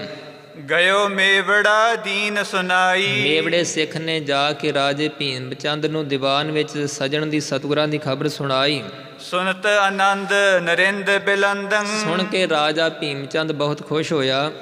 ਭਇਓ ਤਿਆਰ ਸੰਗ ਲੈ ਨਰ ਬ੍ਰਿੰਦੰ। ਆਪਣੇ ਨਾਲ ਆਪਣੇ ਵਜ਼ੀਰਾਂ ਨੂੰ ਲੈ ਕੇ ਜਾਣ ਵਾਸਤੇ ਤਿਆਰ ਹੋਇਆ। ਬਸਤਰ ਸ਼ਸਤਰ ਕੋ ਅੰਗ ਸਜਾਏ। ਸ਼ਸਤਰ ਬਸਤਰ ਆਪਣੇ ਸਰੀਰ ਤੇ ਧਾਰਨ ਕੀਤੇ। ਸ਼ੁਭ ਮਤ ਸਚਵਨ ਸਾਥ ਮਿਲਾਏ। ਸਿਆਣੇ ਵਜ਼ੀਰਾਂ ਨੂੰ ਆਪਣੇ ਨਾਲ ਲਿਆ। ਗੁਰ ਦਰਬਾਰ ਗਇਓ ਤਤਕਾਲਾ। ਚੱਲ ਕੇ ਗੁਰੂ ਕੇ ਦਰਬਾਰ ਵਿੱਚ ਜਾ ਰਿਹਾ ਰਾਜਾ ਭੀਮ ਚੰਦ ਕਹਿਲੂਰੀਆ। ਦੇਖ ਦੂਰ ਤੇ ਦਿਪਤ ਵਿਸਾਲਾ। ਤੇ ਦੂਰੋਂ ਕੀ ਦੇਖ ਰਿਹਾ ਕਿ ਸਤਿਗੁਰੂ ਮਹਾਰਾਜ ਸੱਚੇ ਪਾਤਸ਼ਾਹ ਜੀ ਦਾ ਜੋ ਸੋਹਣਾ ਕੀਮਤੀ ਤੰਬੂ ਬਹੁਤ ਸਜ ਰਿਹਾ ਹੈ। ਸ਼ੋਭਤ ਕੰਚਨ ਕਲਸ ਉਤੰਗੇ। ਤੇ ਜਿਸ ਤੰਬੂ ਦੇ ਉੱਤੇ ਉਤਾਹ ਉੱਚੇ ਜਿਹੜੇ ਸੋਨੇ ਦੇ ਕਲਸ ਲਗਾਏ ਹੋਏ ਹੈ ਉਹ ਸ਼ੋਭ ਰਹੇ ਨੇ। ਤੰਬੂ ਰੁਚਰ ਮਹਾਦੁੱਤ ਸੰਗੇ। ਐਸਾ ਬਹੁਤ ਸੋਭਾ ਵਾਲਾ ਇਹ ਕੀਮਤੀ ਤੰਬੂ ਭਾਵ ਡੇਰਾ ਸਜਾਇਆ ਹੋਇਆ। ਜਿਉਂ ਜਿਉਂ ਨਿਕਟ ਆਪ ਤੋ ਜਾਤ। ਤੇ ਜਿਵੇਂ ਜਿਵੇਂ ਰਾਜਾ ਭੀਮ ਚੰਦ ਮਹਾਰਾਜ ਸੱਚੇ ਪਾਤਸ਼ਾਹ ਜੀ ਦੇ ਪਾਸ ਨੇੜੇ ਹੋ ਜਾਂਦਾ, ਤਿਉਂ ਤਿਉਂ ਦੇਖਤ ਦੁੱਤ ਬਹੁ ਭਾਂਤ। ਤੇ ਤਿਵੇਂ ਤਿਵੇਂ ਤੰਬੂ ਦੇ ਨੇੜੇ ਜਾਂਦਿਆਂ ਬਹੁਤ ਹੀ ਸੋਭਾ ਦੇਖੀ ਜਾਂਦਾ ਹੈ। ਜਬ ਹੀ ਪਹੁੰਚਿਓ ਜਾਏ ਸਮੀਪ। ਤੇ ਜਦੋਂ ਹੀ ਮਹਾਰਾਜ ਸੱਚੇ ਪਾਤਸ਼ਾਹ ਜੀ ਦੇ ਨੇੜੇ ਜਾ ਪਹੁੰਚਿਆ, ਸਭ ਦਿਸ਼ ਤੇ ਦਿਖ ਕੈ ਅਬਨੀਪ। ਤੇ ਇਸ ਤਰ੍ਹਾਂ ਇਹ ਭੀਮ ਚੰਦ ਰਾਜਾ ਸਭ ਤਰਫਾਂ ਵੱਲ ਦੇਖਦਾ ਆਲੇ ਦੁਆਲੇ। ਜਹਾਂ ਪੌਰ ਪਰ ਥਿਰੇ ਸਿਪਾਹੀ। ਤੇ ਜਿੱਥੇ ਦਰਵਾਜ਼ੇ ਪਾਸ ਸ਼ਸਤਰਧਾਰੀ ਸਿੱਖ ਸੂਰਮੇ ਸਿਪਾਹੀ ਤਿਆਰ ਬਰ ਤਿਆਰ ਖੜੇ ਹਨ, ਆਨ ਪ੍ਰਵੇਸ਼ਿਓ ਤਿਸ ਕੇ ਮਾਹੀ। ਤੇ ਇਸ ਦਰਵਾਜ਼ੇ ਦੇ ਵਿੱਚ ਦੀ ਪ੍ਰਵੇਸ਼ ਹੋ ਕੇ ਲੰਘਣ ਲੱਗਾ ਭੀਮ ਚੰਦ ਰਾਜਾ। ਸ਼ੁਭਤ ਸਭਾ ਇਮ ਜਾਏ ਨਿਹਾਰੀ। ਤੇ ਇਸ ਤਰ੍ਹਾਂ ਸਭਾ ਦੀ ਸੋਭਾ ਜਾ ਕੇ ਅੰਦਰ ਹੁਣ ਵੇਖਣ ਲੱਗਾ ਹੈ। ਉਡਗ ਪ੍ਰਵਾਰਿਓ ਚੰਦ ਮਝਹਰੀ। ਤੇ ਇਵੇਂ ਮਨ ਵਿੱਚ ਸੋਚਦਾ ਹੈ ਕਿ ਮਹਾਰਾਜ ਸੱਚੇ ਪਾਤਸ਼ਾਹ ਤਾਂ ਇਸ ਪ੍ਰਕਾਰ ਸਿੱਖਾਂ ਵਿੱਚ ਸਜ ਰਹੇ ਨੇ ਜਿਵੇਂ ਕਿ ਚੰਦਰਮਾ ਤਾਰਿਆਂ ਵਿੱਚ ਘਿਰਿਆ ਹੋਇਆ ਸ਼ੋਭਦਾ ਹੋਵੇ। ਕਹਿ ਦਉ ਤਿਆਗ ਸੁਰਗ ਕੋ ਊਪਰ। ਕਹਿ ਦਉ ਜਾਂ ਕਰਕੇ ਕਿ ਇਸ ਤਰ੍ਹਾਂ ਸਮਝਦਾ ਹੈ ਭੀਮ ਚੰਦ ਰਾਜਾ ਕਿ ਮੈਨੂੰ ਲੱਗਦਾ ਹੈ ਕਿ ਜਿਹੜਾ ਸਵਰਗ ਹੈ ਨਾ, ਸਵਰਗ ਨੂੰ ਛੱਡ ਕਰਕੇ ਇੰਦਰ ਸੁਰਨ ਜੁਤ ਬਾਸਿਓ ਭੂ ਪਰ। ਮੈਨੂੰ ਜਾਪਦਾ ਹੈ ਕਿ ਇੰਦਰ ਰਾਜਾ ਸਵਰਗ ਵਿੱਚ ਵਸਣਾ ਛੱਡ ਕੇ ਆਪਣਿਆਂ ਦੇਵਤਿਆਂ ਸਮੇਤ ਹੋ ਕੇ ਇੱਥੇ ਧਰਤੀ ਦੇ ਉੱਪਰ ਆਣ ਵਸਿਆ ਹੈ, ਐਵੇਂ ਪ੍ਰਤੀਤ ਹੋ ਰਿਹਾ। ਆਨੇ ਸੰਗ ਅਰਸ਼ ਕੇ ਐਸ਼। ਤੇ ਇਸ ਪ੍ਰਕਾਰ ਆਪਣੇ ਜਿਹੜੇ ਅਰਸ਼ ਦੇ ਸਵਰਗ ਦੇ ਐਸ਼ ਸੁਖ ਨੇ ਉਹ ਵੀ ਨਾਲ ਲੈ ਆਂਦੇ ਨੇ ਰਾਜੇ ਨੇ। ਭੀਮ ਚੰਦ ਜਾਣੇ ਮਨ ਤੈਸ। ਤੇ ਇਸ ਤਰ੍ਹਾਂ ਭੀਮ ਚੰਦ ਰਾਜਾ ਸਮਝ ਰਿਹਾ ਕਿ ਮੈਨੂੰ ਜਾਪਦਾ ਏ ਕਿ ਰਾਜਾ ਇੰਦਰ ਹੀ ਸਵਰਗ ਵਿੱਚੋਂ ਆ ਗਿਆ ਦੇਵਤਿਆਂ ਸਹਿਤ, ਤੇ ਮੈਨੂੰ ਗੁਰੂ ਰੂਪ ਵਿੱਚ ਹੁਣ ਦਰਸ਼ਨ ਦੇ ਰਿਹਾ ਹੈ। ਇਸ ਪ੍ਰਕਾਰ ਸਮਝ ਕਰਕੇ ਭੀਮ ਚੰਦ ਰਾਜਾ ਬਹੁਤ ਹੈਰਾਨ ਹੁੰਦਾ ਹੈ। ਹਾਥ ਬੰਧਨ ਕੋ ਠਾਨ। ਤੇ ਦੋਵੇਂ ਹੱਥ ਜੋੜ ਕੇ ਫਿਰ ਸਤਿਗੁਰੂ ਜੀ ਦੇ ਸਨਮੁਖ ਹੋ ਕੇ ਨਮਸਕਾਰ ਕੀਤੀ। ਬੈਠਿਓ ਗੁਰ ਕੇ ਨਿਕਟ ਸੁਜਾਨ। ਸੀਸ ਝੁਕਾ ਕੇ ਸਿਆਣਪ ਨਾਲ ਮਹਾਰਾਜ ਸਾਹਿਬ ਜੀ ਦੇ ਨੇੜੇ ਬੈਠਾ ਰਾਜਾ ਭੀਮ ਚੰਦ ਕਹਿਲੂਰੀਆ ਨਮਸਕਾਰ ਕਰਕੇ। ਸਚਿਵ ਮੁਸਾਹਿਬ ਸਭ ਕਰ ਨਮੋ। ਤੇ ਜਿਹੜੇ ਇਸ ਦੇ ਸਿਆਣੇ ਵਜ਼ੀਰ ਨੇ, ਹੋਰ ਮੁਸਾਹਿਬ ਆਦਿਕ ਹਨ, ਸੈਨਾਪਤੀ ਨੇ ਨਾਲ, ਉਹ ਵੀ ਸਭ ਨਮਸਕਾਰਾਂ ਕਰ ਕਰਕੇ ਕੋਲ ਬੈਠ ਰਹੇ ਹਨ। ਦਰਸ਼ਨ ਕਰ ਬੈਠੇ ਤਹਿ ਸਮੋ। ਤੇ ਦਰਸ਼ਨ ਕਰ ਕਰਕੇ ਪਾਸ ਬੈਠ ਗਏ। ਉਪਰ ਸਭਨ ਬਿਲੋਚਨ ਲਾਏ। ਤੇ ਸਭ ਮਹਾਰਾਜ ਸਾਹਿਬ ਜੀ ਵੱਲ ਨਹੀਂ ਤੱਕ ਰਹੇ, ਇਹ ਸਭ ਦੇਖਦੇ ਆ ਤੰਬੂ ਵੱਲ। ਕਦੇ ਉਤਾਮ ਵੇਖਦੇ ਨੇ ਤੇ ਕਦੇ ਆਲੇ ਦੁਆਲੇ ਪਰਦਿਆਂ ਵੱਲ ਤੱਕਦੇ ਆ। ਕਾਰ ਅਜਾਇਬ ਤੇ ਬਿਸਮਾਏ। ਅਸਚਰਜ ਕਰ ਜੋ ਕੀਤੇ ਹੋਈ ਹੈ ਕਿਰਤ ਵਿੱਚ, ਕਾਰੀਗਰੀ ਜਿਹੜੀ ਹੈ, ਚਿੱਤਰਕਾਰੀ ਹੈ, ਕੀਮਤੀ ਤੰਬੂ ਦੇ ਵਿੱਚ ਬਹੁਤ ਕੀਤੀ ਹੋਈ ਹੈ, ਐਸੀ ਵੇਖ ਰਹੇ ਹਨ ਇਹ ਸਭ। ਝਾਲਰ ਝਮਕਤ ਜਗਮਗ ਜ਼ਰੀ। ਕੀ ਦੇਖ ਰਹੇ ਹੈ ਕਿ ਮਹਾਰਾਜ ਸੱਚੇ ਪਾਤਸ਼ਾਹ ਜਿਸ ਵਿੱਚ ਬੈਠੇ ਸਿੰਘਾਸਣ 'ਤੇ ਸਜ ਰਹੇ ਨੇ, ਇਹ ਤੰਬੂ ਬਹੁਤ ਕੀਮਤੀ ਹੈ। ਤੇ ਇਸ ਵਿੱਚ ਜੋ ਝਾਲਰਾਂ ਚਮਕ ਰਹੀਆਂ ਨੇ ਬੜੀਆਂ ਜ਼ਰੀਦਾਰ ਹਨ ਔਰ ਚਾਂਦੀ ਤੇ ਸੋਨੇ ਦੀ ਚਿੱਤਰਕਾਰੀ ਵਿੱਚ ਕੀਤੀ ਹੋਈ ਹੈ। ਕਿਤ ਕਿਤ ਲਰਕਤ ਮੁਕਤਨ ਲਰੀ। ਇਹ ਤੱਕ ਰਹੇ ਨੇ ਕਿ ਕਿਤੇ ਕਿਤੇ ਮੋਤੀਆਂ ਦੀਆਂ ਲੜੀਆਂ ਲਟਕ ਰਹੀਆਂ। ਗੁੱਛੇ ਚੋਬ ਫਰਸ਼ ਕੋ ਦੇਖੇ। ਤੇ ਇਸੇ ਪ੍ਰਕਾਰ ਮੋਤੀਆਂ ਦੇ ਗੁੱਛੇ ਵੇਖਿਆ। ਤੇ ਇਸੇ ਤਰ੍ਹਾਂ ਵਿੱਚ ਚੋਬਾਂ ਜਿਹੜੀਆਂ ਨੇ ਜਿਨ੍ਹਾਂ 'ਤੇ ਤੰਬੂ ਨੂੰ ਟਿਕਾਇਆ ਹੋਇਆ, ਉਹ ਸੋਨੇ ਚਾਂਦੀ ਦੀਆਂ ਚੋਬਾਂ ਸੁਭ ਰਹੀਆਂ ਹੈ। ਤੇ ਹੇਠਾਂ ਬਹੁਤ ਸੋਹਣੇ ਵਿਛਾਉਣੇ ਵਿਛਾ ਕੇ ਫਰਸ਼ ਤਿਆਰ ਕੀਤਾ ਹੋਇਆ। ਦੇਸ਼ ਕਾਲ ਗੇ ਬਿਸਰ ਅਸ਼ੇਖੇ। ਤੇ ਇਸ ਤਰ੍ਹਾਂ ਕਵੀ ਜੀ ਦੱਸਦੇ ਆ ਕਿ ਭੀਮ ਚੰਦ ਰਾਜਾ ਆਪਣੇ ਵਜ਼ੀਰਾਂ ਅਹਿਲਕਾਰਾਂ ਸਮੇਤ ਇੱਧਰ ਉੱਧਰ ਤੰਬੂ ਵੱਲ ਹੀ ਦੇਖੀ ਜਾਂਦਾ। ਤੇ ਵੇਖਦੇ ਹੋਏ ਨੂੰ ਜਾਣੋ ਕਿ ਥਾਂ ਵੀ ਭੁੱਲ ਗਿਆ ਕਿ ਕਿੱਥੇ ਆਇਆ ਹਾਂ ਮੈਂ, ਕਿਸ ਵਾਸਤੇ ਆਇਆ ਹਾਂ, ਔਰ ਜੋ ਸਮਾਂ ਕਿਹੜਾ ਹੈ ਇਹ। ਇਸ ਪ੍ਰਕਾਰ ਦੇਸ਼ ਕਾਲ ਦਾ ਹੀ ਮਾਨੋ ਕਿ ਇਸ ਨੂੰ ਗਿਆਨ ਵਿਸਰ ਗਿਆ। ਕਰਹਿ ਵਿਚਾਰਨ ਅਰਸ਼ ਜੇ ਐਸ। ਤੇ ਵਿਚਾਰਦਾ ਹੈ ਚਿੱਤ ਵਿੱਚ ਆਪਣੇ ਭੀਮ ਚੰਦ ਰਾਜਾ ਕਿ ਜਿਹੜੇ ਸਵਰਗ ਦੇ ਪਿਸਤਾਂ ਦੇ ਸੁਖ ਹਨ, ਸੁਰਪਤ ਸੁਰਜੁਤ ਪ੍ਰਾਪਤ ਹੈਸ। ਜਿਹੜੇ ਕਿ ਇੰਦਰ ਰਾਜੇ ਨੂੰ ਦੇਵਤਿਆਂ ਸਮੇਤ ਪ੍ਰਾਪਤ ਨੇ, ਇਤ ਉਤ ਤ੍ਰਿਗਨ ਚਲਾਵਤ ਰਹੇ। ਉਹ ਸਭ ਸੁਖ ਇਹਨਾਂ ਨੂੰ ਮਿਲੇ ਹੋਇਆ। ਇਸ ਪ੍ਰਕਾਰ ਵੇਖ ਕੇ ਇੱਧਰ ਉੱਧਰ ਨਿਗਾਹ ਮਾਰਦਾ ਹੈ ਲਖੈ ਕੇ ਜਨਮ ਲਾਭ ਹਮ ਲਹੇ। ਤੇ ਸੋਚਦਾ ਹੈ ਮਨ ਵਿੱਚ ਕਿ ਮੈਂ ਤਾਂ ਆਪਣੇ ਮਨੁੱਖਾ ਜਨਮ ਦਾ ਲਾਹਾ ਪ੍ਰਾਪਤ ਕਰ ਲਿਆ। ਤੰਬੂ ਸਹਿਤ ਕਨਾਤ ਨਿਹਾਰੇ। ਤੇ ਕੀ ਵੇਖਦਾ ਹੈ ਕਿ ਤੰਬੂ ਕਨਾਤਾਂ ਦੇ ਸਮੇਤ ਸੁੰਦਰ ਸਜ ਰਿਹਾ। ਤਨੀ ਚਾਨਣੀ ਕੋਰਨ ਚਾਰੇ। ਤੇ ਚਾਰੇ ਤਰਫਾਂ ਤੋਂ ਚੌਹ ਕੋਨਾਂ ਤੋਂ ਜੋ ਸੁੰਦਰ ਚਾਨਣੀ ਤਾਣੀ ਹੋਈ ਹੈ ਵਿੱਚ। ਕਿਤਕ ਸਮੈ ਲਗ ਧਰ ਕਰ ਮੋਨ। ਤੇ ਕਿੰਨਾ ਹੀ ਸਮੇਂ ਤੱਕ ਚੁੱਪ ਹੀ ਧਾਰੀ ਰੱਖੀ ਹੈ ਭੀਮ ਚੰਦ ਨੇ ਆਪਣੇ ਵਜ਼ੀਰਾਂ ਸਹਿਤ। ਮੁਦਤ ਹੋਤ ਦੇਖਿਓ ਚਹੂ ਕੋਨ। ਤੇ ਚਾਰੇ ਪਾਸੇ ਵੇਖ ਕੇ ਬਹੁਤ ਖੁਸ਼ ਹੋਈ ਜਾਂਦਾ। ਨਹਿ ਸਤਿਗੁਰ ਭੀ ਕੁਛ ਫਰਮਾਇਓ। ਸਤਿਗੁਰੂ ਮਹਾਰਾਜ ਸਾਹਿਬ ਜੀ ਨੇ ਵੀ ਇਸ ਦੀ ਹਾਲਤ ਵੇਖ ਕੇ ਕੋਈ ਬਚਨ ਨਹੀਂ ਆਖਿਆ। ਚਿਤ ਥਿਰ ਭੇ ਇਨ ਇਮ ਲਖ ਪਾਇਓ। ਚਿਤ ਥਿਰ ਭੇ ਇਨ ਇਮ ਲਖ ਪਾਇਓ। ਤੇ ਇਸ ਤਰ੍ਹਾਂ ਮਨ ਵਿੱਚ ਸਤਿਗੁਰਾਂ ਨੇ ਵਿਚਾਰਿਆ ਕਿ ਇਹਨਾਂ ਦੇ ਮਨ ਬੜੇ ਟਿਕੇ ਹੋਏ ਆ, ਕੇਵਲ ਇਹ ਤੰਬੂ ਵੇਖਣ ਵਿੱਚ ਹੀ ਮਸਤ ਹੋਏ ਨੇ। ਇਸ ਕਰਕੇ ਜਰਾ ਕੁ ਇਹਨਾਂ ਨੂੰ ਵੇਖ ਹੀ ਲੈਣ ਦਈਏ ਆਲੇ ਦੁਆਲੇ, ਤੇ ਫਿਰ ਇਹਨਾਂ ਨਾਲ ਬਚਨ ਕਰਾਂਗੇ। ਭੀਮ ਚੰਦ ਪਿਖ ਨੰਦ ਚੰਦ ਕੋ। ਤੇ ਭੀਮ ਚੰਦ ਕਹਿਲੂਰੀਏ ਨੇ ਆਲੇ ਦੁਆਲੇ ਸਭ ਵੱਲ ਵੇਖ ਕਰਕੇ ਤੇ ਫਿਰ ਜਿਹੜਾ ਗੁਰੂ ਮਹਾਰਾਜ ਸਾਹਿਬ ਜੀ ਦਾ ਸੇਵਕ ਹੈ ਦੀਵਾਨ ਚੰਦ, ਦੀਵਾਨ ਨੰਦ ਚੰਦ, ਇਸ ਨੂੰ ਕਿਹਾ ਹੈ ਰਾਜੇ ਨੇ। ਬੂਝੀ ਲਾਗਤ ਦਰਬ ਬ੍ਰਿੰਦ ਕੋ। ਪੁੱਛਿਆ ਹੈ ਕਿ ਇਸ ਤੰਬੂ ਨੂੰ ਬਣਾਉਣ ਵਾਸਤੇ ਧਨ ਭਲਾ ਕਿੰਨਾ ਕੁ ਲੱਗਾ ਦੱਸੋ। ਕੌਣ ਦੇਸ਼ ਮਹਿ ਹੋਇ ਸਤਿਆਰੋ। ਤੇ ਕਿਹੜੇ ਦੇਸ਼ ਵਿੱਚ ਇਸ ਤੰਬੂ ਨੂੰ ਤਿਆਰ ਕੀਤਾ, ਕਿਹੜੇ ਕਾਰੀਗਰ ਪਾਸੋਂ। ਇਸ ਸਮ ਦੂਸਰ ਨਹੀਂ ਨਿਹਾਰੋ। ਤੇ ਇਸ ਜਿਹਾ ਮੈਂ ਪਹਿਲਾਂ ਦੂਸਰਾ ਹੋਰ ਕੋਈ ਤੰਬੂ ਬੜਾ ਕੀਮਤੀ ਬਣਿਆ ਹੋਇਆ ਨਹੀਂ ਤੱਕਿਆ। ਸੁਣ ਕੇ ਪਸ਼ਚਿਮ ਦੇਸ਼ ਬਤਾਇਓ। ਤੇ ਸੁਣ ਕੇ ਭਾਈ ਨੰਦ ਚੰਦ ਜੀ ਦੱਸਦੇ ਨੇ ਕਿ ਇਹ ਤੰਬੂ ਪੱਛਮ ਦੇ ਇਲਾਕੇ ਵਿੱਚ ਕਾਬਲ ਸ਼ਹਿਰ ਤੋਂ ਤਿਆਰ ਕਰਵਾਇਆ ਏ। ਤਹਾਂ ਮਸੰਦ ਤਿਆਰ ਕਰ ਲਿਆਇਓ। ਤੇ ਉੱਥੇ ਰਹਿੰਦਾ ਹੈ ਗੁਰੂ ਘਰ ਦਾ ਮਸੰਦ ਸੇਵਕ ਕਾਬਲ ਸ਼ਹਿਰ ਦੇ ਵਿੱਚ। ਤੇ ਉਸ ਦੀ ਇੱਛਾ ਸੀ ਕਿ ਇੰਨਾ ਸੁੰਦਰ, ਭਾਈ ਸਾਹਿਬ ਜੀ ਥੋੜ੍ਹਾ ਗੁਪਤ ਕਰਿਓ ਪਾਠ। ਤੇ ਇਸ ਪ੍ਰਕਾਰ ਭਾਈ ਨੰਦ ਚੰਦ ਜੀ ਦੱਸ ਰਹੇ ਹਨ ਕਿ ਜੋ ਕਾਬਲ ਸ਼ਹਿਰ ਦੇ ਵਿੱਚ ਮਸੰਦ ਸੇਵਕ ਰਹਿੰਦਾ ਹੈ, ਉੱਥੇ ਉਸ ਨੇ ਇਹ ਤੰਬੂ ਤਿਆਰ ਕਰਵਾਇਆ ਹੈ। ਦਰਬ ਲੱਗਿਓ ਦਰਬ ਇਮਲਾਖ 28। ਤੇ ਇਸ ਨੂੰ ਤਿਆਰ ਕਰਾਉਣ ਵਾਸਤੇ 2.5 ਲੱਖ ਰੁਪਇਆ ਧਨ ਲੱਗਿਆ। ਤਿਤ ਹੀ ਕਾਰੀਗਰਨ ਬਣਾਈ। ਤੇ ਉੱਥੇ ਹੀ ਕਾਰੀਗਰਾਂ ਨੇ ਬਣਾਇਆ ਹੈ, ਇਸ ਦੀ ਸੁੰਦਰ ਰਚਨਾ ਕੀਤੀ ਹੈ। ਨਹਿ ਇਸ ਦੇਸ਼ ਬਣਾਵੇ ਕੋਈ। ਤੇ ਇਸ ਦੇਸ਼ ਦੇ ਵਿੱਚ, ਇਸ ਇਲਾਕੇ ਵਿੱਚ ਐਸਾ ਕਾਰੀਗਰ ਨਹੀਂ ਕੋਈ ਜਿਹੜਾ ਇਹੋ ਜਿਹਾ ਤੰਬੂ ਬਣਾ ਸਕੇ।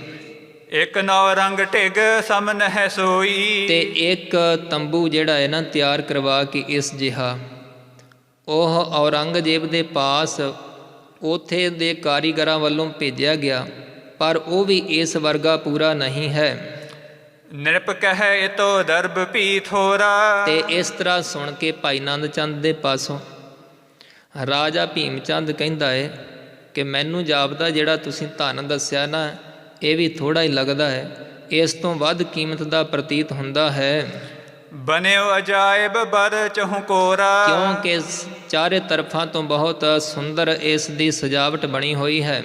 ਸੁਨਹੁ ਗਿਰੇਸ਼ਵਰ ਗੁਰ ਘਰ ਜੋਈ। ਤੇ ਸਤਿਗੁਰੂ ਮਹਾਰਾਜ ਸੱਚੇ ਪਾਤਸ਼ਾਹ ਜੀ ਦੇ ਰੁਖ ਜਾਣ ਕਰਕੇ ਭਾਈ ਨੰਦ ਚੰਦ ਜੀ ਦੱਸ ਰਹੇ ਹੈ ਕਿ ਇਹ ਰਾਜਨ ਸੁਣਨਾ ਕਰ ਕਿ ਜੋ ਗੁਰੂ ਘਰ ਹੈ, ਕਮਤੀ ਕਿਸੂ ਬਾਤ ਨਹਿ ਕੋਈ। ਗੁਰੂ ਘਰ ਦੇ ਵਿੱਚ ਕਿਸੇ ਗੱਲ ਦੀ ਵੀ ਕੋਈ ਕਮੀ ਥੁੜ ਨਹੀਂ ਹੈ।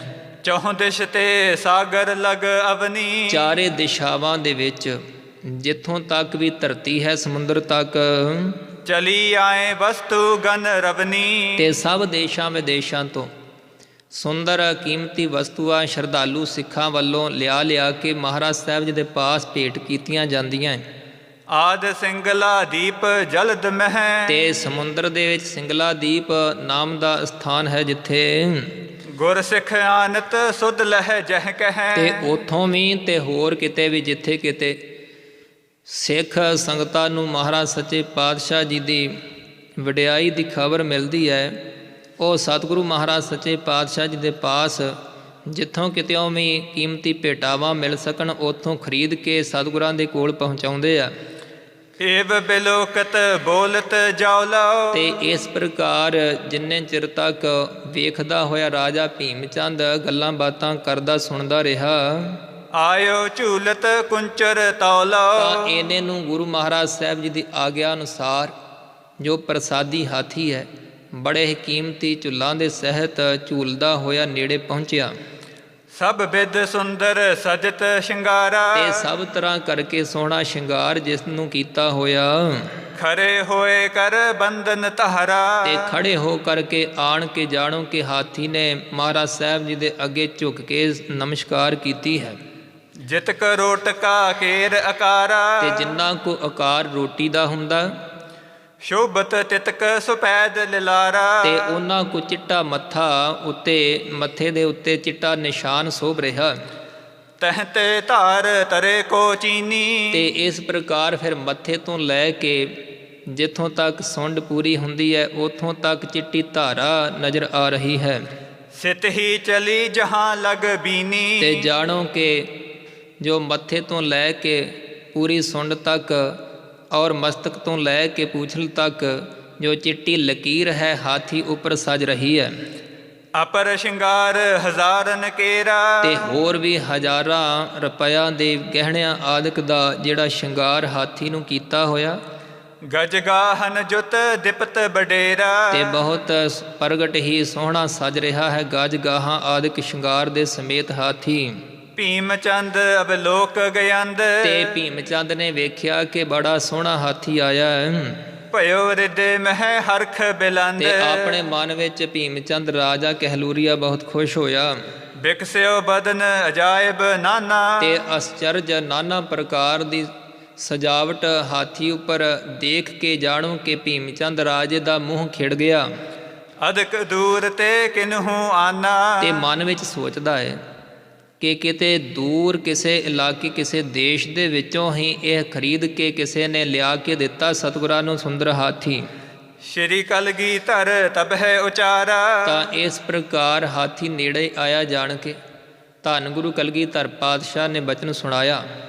ਇਕ ਤਉ ਗਜ ਕਉ ਅਜਬ ਆਕਾਰਾ। ਕਿ ਭਾਈ ਇੱਕ ਤਾਂ ਇਹ ਰਾਜਨ ਇਹ ਜੋ ਹਾਥੀ ਦਾ ਬਹੁਤ ਹੀ ਛੋਟਾ ਜਿਹਾ ਅਸਚਰਜ ਆਕਾਰ ਹੈ। ਪੁਨ ਗੁਣ ਗਨ ਕੋ ਇਸ ਮਹਿ ਲਹੀਅਤ। ਤੇ ਇਸ ਵਿੱਚ ਫਿਰ ਬਹੁਤੇ ਗੁਣ ਵੀ ਜਾਣੇ ਜਾਂਦੇ ਹਨ।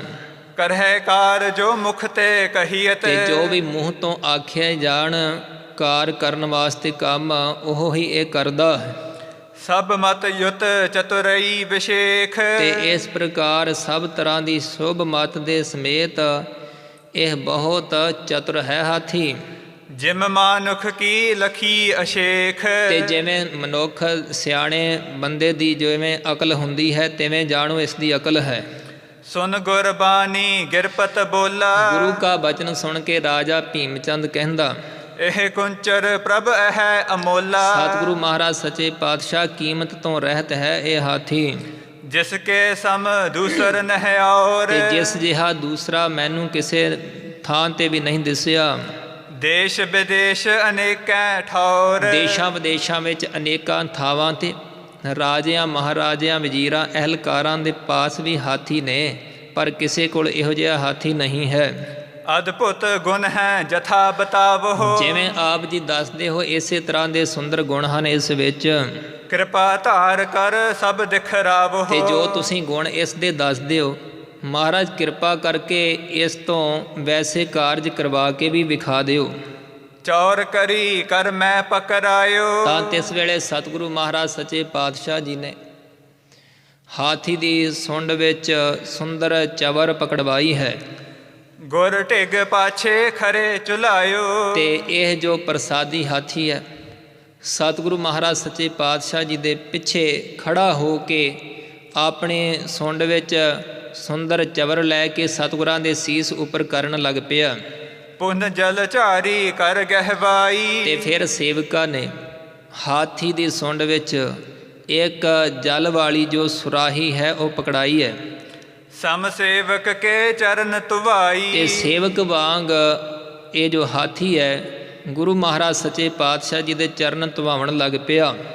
ਪਟ ਕੋ ਪਕਰ ਪਹੁੰਚ ਨਾ ਕਰੇ। ਤੇ ਮਹਾਰਾਜ ਸਾਹਿਬ ਜੀ ਦੇ ਸੁਰਾਹੀ ਨਾਲ ਜਲ ਨਾਲ ਚਰਨ ਧਵਾ ਕੇ ਤੇ ਫਿਰ ਸੁੰਡ ਵਿੱਚ ਬਸਤਰ ਲੈ ਕੇ ਸਤਿਗੁਰੂ ਮਹਾਰਾਜ ਸਾਹਿਬ ਜੀ ਦੇ ਚਰਨ ਸਾਫ਼ ਕੀਤੇ ਨੇ। ਪਨਹੀ ਝਾਰ ਅਗਾਰੀ ਧਰੇ। ਤੇ ਫਿਰ ਜਿਵੇਂ ਇਸ਼ਾਰਾ ਇਸ ਨੂੰ ਕੀਤਾ ਹੈ ਸੇਵਕ ਨੇ, ਤਿਵੇਂ ਹੀ ਹਾਥੀ ਨੇ ਆਪਣੀ ਸੁੰਡ ਵਿੱਚ ਗੁਰੂ ਮਹਾਰਾਜ ਸੱਚੇ ਪਾਤਸ਼ਾਹ ਜੀ ਦੀ ਚਰਨ ਦਾਸੀ ਚਰਨਾਂ ਦਾ ਜੋੜਾ ਲੈ ਕਰਕੇ ਝਾੜ ਕੇ ਮਹਾਰਾਜ ਸਾਹਿਬ ਜੀ ਦੇ ਨੇੜੇ ਰੱਖਿਆ। ਪੁਨ ਸਤਿਗੁਰ ਗਹਿ ਕਰ ਧਨ ਹਾਥ। ਤੇ ਫਿਰ ਸਤਿਗੁਰੂ ਮਹਾਰਾਜ ਸੱਚੇ ਪਾਤਸ਼ਾਹ ਜੀ ਨੇ ਆਪਣੇ ਕਰ ਕਮਲਾਂ ਵਿੱਚ ਧਨੁਖ ਬਾਣ ਪਕੜਿਆ। ਸਰ ਬਗਰਾਏ ਐਂਚ ਬਲ ਸਾਥ। ਤੇ ਬਲ ਦੇ ਸਹਿਤ ਸਤਿਗੁਰੂ ਮਹਾਰਾਜ ਸੱਚੇ ਪਾਤਸ਼ਾਹ ਜੀ ਨੇ ਧਨੁਖ ਦੇ ਚਿੱਲੇ ਵਿੱਚ ਤੀਰ ਜੜ ਜੜ ਕੇ ਛੱਡੇ ਹਨ। ਕੁੰਚਰ ਕੋ ਦਿਖਰਾਏ ਚਲਾਏ। ਤੇ ਸਤਿਗੁਰੂ ਸੱਚੇ ਪਾਤਸ਼ਾਹ ਜੀ ਨੇ ਹਾਥੀ ਨੂੰ ਵਿਖਾ ਕੇ ਤੀਰ ਚਲਾਏ। ਬੀਚ ਲੱਛ ਕੇ ਤਾਕ ਲਗਾਏ। ਤੇ ਜਿੱਥੇ ਨਿਸ਼ਾਨੇ ਦੀ ਸੇਧ ਤੇ ਮਹਾਰਾਜ ਸੱਚੇ ਪਾਤਸ਼ਾਹ ਜੀ ਨੇ ਤੱਕ ਕੇ ਛੱਡੇ ਤੀਰ, ਸ਼ੂਕਤ ਜਾਤ ਸਰਪ ਸਮ ਖਪਰੇ। ਜਾਣੋ ਕਿ ਜਿਵੇਂ ਫਨੀਅਰ ਸੱਪ ਸ਼ੂੰਕਦੇ ਜਾਂਦੇ ਆ, ਇਵੇਂ ਖਪਰੇ ਤੀਰ ਮਹਾਰਾਜ ਜੀ ਦੇ ਸ਼ੂੰਕਦੇ ਗਏ।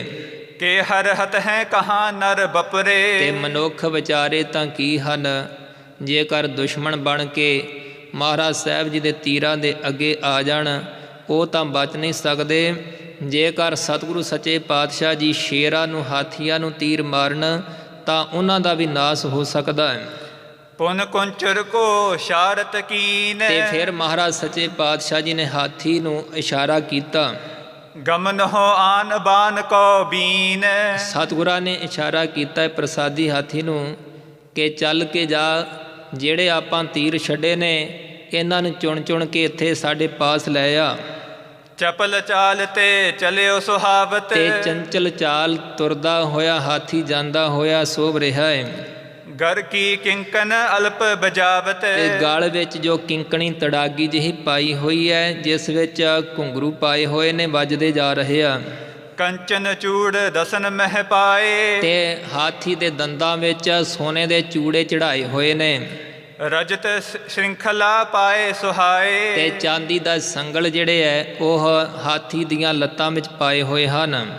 ਉਤਲਾਵਤ ਪਹੁੰਚਿਓ ਤਹ ਜਾਈ। ਤੇ ਕਾਲੀ ਨਾਲ ਚੱਲ ਕੇ ਹਾਥੀ ਸੁੰਦਰ ਚਾਲੇ ਤੁਰਦਾ ਹੋਇਆ ਉੱਥੇ ਜਾ ਪਹੁੰਚਿਆ ਜਿੱਥੇ ਮਹਾਰਾਜ ਸੱਚੇ ਪਾਤਸ਼ਾਹ ਜੀ ਦੇ ਤੀਰ ਡਿੱਗੇ ਹੋਏ ਆ।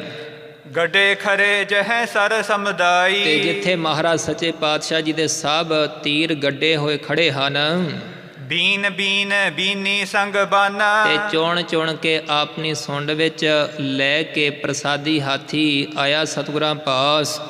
ਕਰੇ ਬਟੋਰਨ ਜਿਸ ਬਰ ਬਾਨਾ। ਤੇ ਜਿਸ ਦਾ ਸ੍ਰੇਸ਼ਟ ਲਿਬਾਸ ਹੈ ਪ੍ਰਸਾਦੀ ਹਾਥੀ ਦਾ, ਚੁਣ ਚੁਣ ਕੇ ਤੀਰ ਇਸ ਨੇ ਲਿਆਂਦੇ।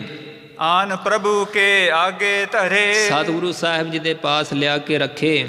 ਲੈ ਕਰ ਬਸਤਰ ਪਹੁੰਚ ਬੋ ਕਰੇ। ਤੇ ਮਹਾਰਾਜ ਸੱਚੇ ਪਾਤਸ਼ਾਹ ਜੀ ਨੇ ਬਸਤਰ ਕਾਰ ਕਮਲਾਂ ਵਿੱਚ ਲੈ ਕੇ ਜੋ ਤੀਰ ਹਨ ਸੇਵਕ ਵੱਲੋਂ ਪੂੰਝਣ ਤੇ ਆਪਣੇ ਪਾਸ ਪ੍ਰਾਪਤ ਕੀਤੇ। ਨਿਜ ਨਿਖੰਗ ਮਹਿ ਪੁਨ ਸਭ ਪਾਏ। ਤੇ ਸਤਿਗੁਰੂ ਸੱਚੇ ਪਾਤਸ਼ਾਹ ਜੀ ਨੇ ਸਭ ਤੀਰ ਆਪਣੇ ਭੱਥੇ ਵਿੱਚ ਪਾ ਲਏ। ਹੇਰ ਗਿਰੇਸ਼ਵਰ ਸਭ ਬਿਸਮਾਏ। ਤੇ ਭੀਮ ਚੰਦ ਰਾਜਾ ਵੇਖ ਕੇ ਤੇ ਹੋਰ ਵੀ ਜਿਹੜੇ ਅਹਿਲਕਾਰ ਵੇਖ ਹੈਰਾਨ ਹੋਏ। ਇਮ ਸਰੂਪ ਐਸ਼ਵਰਜ ਨਿਹਾਰਾ। ਤੇ ਕੀ ਦੇਖਦਾ ਏ ਕਿ ਸਰੂਪ ਵੀ ਮਹਾਰਾਜ ਸਾਹਿਬ ਦਾ ਬਹੁਤ ਸੁੰਦਰ ਹੈ ਔਰ ਐਸ਼ਵਰਜ ਜਿਹੜੀ ਹੈ ਨਾ ਸੋਭਾ ਏ ਉਹ ਵੀ ਮਹਾਰਾਜ ਦੀ ਬੇਅੰਤ ਹੈ। ਬਨੋ ਸਿੱਖ ਮੈਂ ਹਿਰਦੇ ਵਿਚਾਰਾ। ਚਿੱਤ ਵਿੱਚ ਭੀਮ ਚੰਦ ਕਹਿਲੂਰੀਆ ਰਾਜਾ ਹੁਣ ਭਾਵਨਾ ਕਰ ਰਿਹਾ, ਵਿਚਾਰਦਾ ਏ ਕਿ ਮਹਾਰਾਜ ਸਾਹਿਬ ਜੀ ਦਾ ਮੈਂ ਸਿੱਖ ਬਣ ਜਾਵਾਂ। ਜਿਨ ਕੋ ਅਸ ਪ੍ਰਤਾਪ ਜਗ ਸਾਰੇ। ਜਿਸ ਸਤਿਗੁਰੂ ਮਹਾਰਾਜ ਸਾਹਿਬ ਜੀ ਦਾ ਸਾਰੇ ਜਗਤ ਵਿੱਚ ਐਸਾ ਤੇਜ ਪ੍ਰਤਾਪ ਮੈਂ ਵੇਖ ਲਿਆ। ਕਰਾਮਾਤ ਸਾਹਿਬ ਗੁਣ ਭਾਰੇ। ਭਾਰੀ ਗੁਣਾਂ ਵਾਲੇ ਕਰਾਮਾਤਾਂ ਦੇ ਮਾਲਕ ਹਨ ਸਤਿਗੁਰੂ ਜੀ। ਲੋਕ ਪਰਲੋਕ ਸਹਾਇਕ ਹੋਏ। ਮਹਾਰਾਜ ਸਾਹਿਬ ਜੀ ਮੇਰੇ ਲੋਕ ਪਰਲੋਕ ਵਿੱਚ ਸਹਾਈ ਹੋਣਗੇ। ਦਰਸ਼ਨ ਤੇ ਅਗ ਰਹਿ ਨਾ ਕੋਏ। ਸਤਿਗੁਰੂ ਜੀ ਦੇ ਦਰਸ਼ਨ ਕਰਕੇ ਕੋਈ ਵੀ ਪਾਪ ਕਰਮ ਜਿਹੜਾ ਹੈ ਨਹੀਂ ਰਹਿੰਦਾ, ਸਭ ਪਾਪਾਂ ਦਾ ਨਾਸ ਹੋ ਜਾਂਦਾ ਹੈ। ਇਮ ਚਿਤਵਤ ਬਹੁ ਬਾਤ ਨ ਕਰੀ। ਇਸ ਤਰ੍ਹਾਂ ਸੋਚਦਿਆਂ ਵਿਚਾਰਦਿਆਂ ਹੋਇਆਂ ਹੋਰ ਮਹਾਰਾਜ ਸੱਚੇ ਪਾਤਸ਼ਾਹ ਜੀ ਦੇ ਬਚਨ ਭੀਮ ਚੰਦ ਰਾਜੇ ਨੇ ਕੀਤੇ, ਜੋ ਸੁਣੇ ਹਨ, ਬੇਨਤੀਆਂ ਕੀਤੀਆਂ। ਬੈਠੇ ਰਹੇ ਗੁਰੂ ਖਟ ਖਟ ਘਰੀ। ਤੇ 6 ਘੜੀਆਂ ਦੇ ਸਮੇਂ ਤੱਕ ਸਤਿਗੁਰੂ ਮਹਾਰਾਜ ਸਾਹਿਬ ਜੀ ਦੇ ਪਾਸ ਰਾਜਾ ਭੀਮ ਚੰਦ ਵਜ਼ੀਰਾਂ ਸਮੇਤ ਬੈਠਾ ਰਿਹਾ। ਰੁਖ ਲਖ ਭੀਮ ਚੰਦ ਕਰ ਨਮੋ। ਤੇ ਮਹਾਰਾਜ ਸੱਚੇ ਪਾਤਸ਼ਾਹ ਜੀ ਦਾ ਰੁਖ ਜਾਣ ਕਰਕੇ ਫਿਰ ਬਚਨ ਬਿਲਾਸ ਸੁਣ ਕੇ ਸਤਿਗੁਰਾਂ ਨੂੰ ਨਮਸਕਾਰ ਕਰਕੇ ਉਠਿਓ ਸਭਾ ਤੇ ਚਲ ਤੇ ਸਮੋ। ਤੇ ਸਭਾ ਵਿੱਚੋਂ ਉੱਠਣ ਵਾਸਤੇ ਤਿਆਰ ਹੋਇਆ। ਅੰਤਰਜਾਮੀ ਗੁਰੂ ਵਿਚਾਰਾ। ਤੇ ਅੰਤਰਜਾਮੀ ਸਤਿਗੁਰੂ ਮਹਾਰਾਜ ਸਾਹਿਬ ਨੇ ਚਿੱਤ ਵਿੱਚ ਵਿਚਾਰਿਆ। ਗਿਰਪਤ ਬਨੇ ਜੇ ਸਿੱਖ ਹਮਾਰਾ। ਸਤਿਗੁਰੂ ਜੀ ਚਿੱਤ ਵਿੱਚ ਵਿਚਾਰਦੇ ਨੇ ਕਿ ਇਹ ਪਹਾੜੀ ਰਾਜਾ ਭੀਮ ਚੰਦ ਜੇਕਰ ਸਾਡਾ ਸਿੱਖ ਬਣ ਗਿਆ, ਕਿਉਂਕਿ ਇਸ ਨੇ ਭਾਵਨਾ ਚਿੱਤ ਵਿੱਚ ਸਾਡਾ ਸਿੱਖ ਬਣਨ ਦੀ ਕਰ ਲਈ ਹੈ, ਤਬ ਨਹਿ ਹੋਵਹਿ ਜੰਗ ਅਖਾੜੇ। ਤੇ ਤਦੋਂ ਫਿਰ ਜੰਗ ਦੇ ਅਖਾੜੇ ਜਿਹੜੇ ਹਨ ਉਹ ਨਹੀਂ ਰਚੇ ਜਾਣਗੇ। ਪੂਰਬ ਇਹ ਹਮ ਸੰਗ ਬਿਗਾਰੇ। ਤੇ ਪਹਿਲਾਂ ਤਾਂ ਇਸ ਨੇ ਸਾਡੇ ਨਾਲ ਵਿਗਾੜ ਪਾਉਣਾ, ਇਸ ਕਰਕੇ ਬਹੁਤੀ ਜੇ ਭਾਵਨਾ ਕਰਨ ਲੱਗਾ ਹੈ ਤਾਂ ਹੁਣ ਭਾਵੇਂ ਨਾ ਹੀ ਕਰੇ, ਕਿਉਂਕਿ ਪਹਿਲਾਂ ਇਸ ਨੇ ਸਾਡੇ ਨਾਲ ਝਗੜਾ ਕਰਨਾ ਹੈ। ਜਬ ਡੇਰੇ ਮਹਿ ਪਹੁੰਚਿਓ ਜਾਈ। ਤੇ ਇਸ ਪ੍ਰਕਾਰ ਸਤਿਗੁਰਾਂ ਨੂੰ ਨਮਸਕਾਰ ਕਰਕੇ ਰਾਜਾ ਭੀਮ ਚੰਦ ਆਪਣੇ ਡੇਰੇ ਜਾ ਪਹੁੰਚਿਆ। ਚਿਤਵਤ ਗਿਰਪਤ ਮਤ ਵਿੱਚ ਲਾਈ। ਤੇ ਆਪਣੇ ਮਨ ਵਿੱਚ ਰਾਜੇ ਭੀਮ ਚੰਦ ਦੇ ਸੋਚਦਿਆਂ ਮਤ ਵਿਚਲ ਗਈ। ਜੇ ਗਿਰਪਤ ਹੈ ਭਰਾਤ ਹਮਾਰੇ। ਐਵੇਂ ਵਿਚਾਰਦਾ ਏ ਕਿ ਜਿਹੜੇ ਸਾਡੇ ਭਰਾ ਨੇ ਹੋਰ ਬਾਕੀ ਦੇ ਜੋ ਪਹਾੜੀ ਰਾਜੇ ਹਨ, ਬਨੋ ਸਿੱਖ ਸੋ ਕਹਾਂ ਉਚਾਰੇ। ਤੇ ਜੇ ਮੈਂ ਗੁਰੂ ਕਾ ਸਿੱਖ ਬਣ ਗਿਆ ਤਾਂ ਫਿਰ ਪਤਾ ਨਹੀਂ ਉਹਨਾਂ ਨੇ ਕੀ ਕਹਿਣਾ। ਇਹ ਨਾ ਹੋਵੇ ਕਿ ਨਿੰਦਾ ਹੀ ਕਰਨ ਲੱਗ ਪੈਣ। ਕਰਹਿ ਹਾਸ ਮੋਕੋ ਮਿਲ ਕਰਕੇ। ਤੇ ਉਹ ਤਾਂ ਇਕੱਠੇ ਹੋ ਕੇ ਮੈਨੂੰ ਮਖੌਲ ਕਰਨਗੇ। ਲਿਓ ਕਹਾਂ ਮਤ ਗੁਰ ਕੋ ਧਰ ਕੇ। ਤੇ ਇਸ ਨੇ ਗੁਰੂ ਧਾਰਨ ਕਰਕੇ ਸੋ ਕੀ ਖੱਟ ਲਿਆ ਹੈ, ਪਤਾ ਨਹੀਂ ਕਿਸ ਤੋਂ ਮਤ ਧਾਰਨ ਕਰ ਲਈ ਹੈ, ਜਿਸ ਕਰਕੇ ਇਹ ਗੁਰੂ ਕਾ ਸਿੱਖ ਬਣ ਗਿਆ। ਐਵੇਂ ਆਖਣਗੇ ਬਾਕੀ ਦੇ ਪਹਾੜੀ ਰਾਜੇ ਮੈਨੂੰ ਵੇਖ ਕੇ।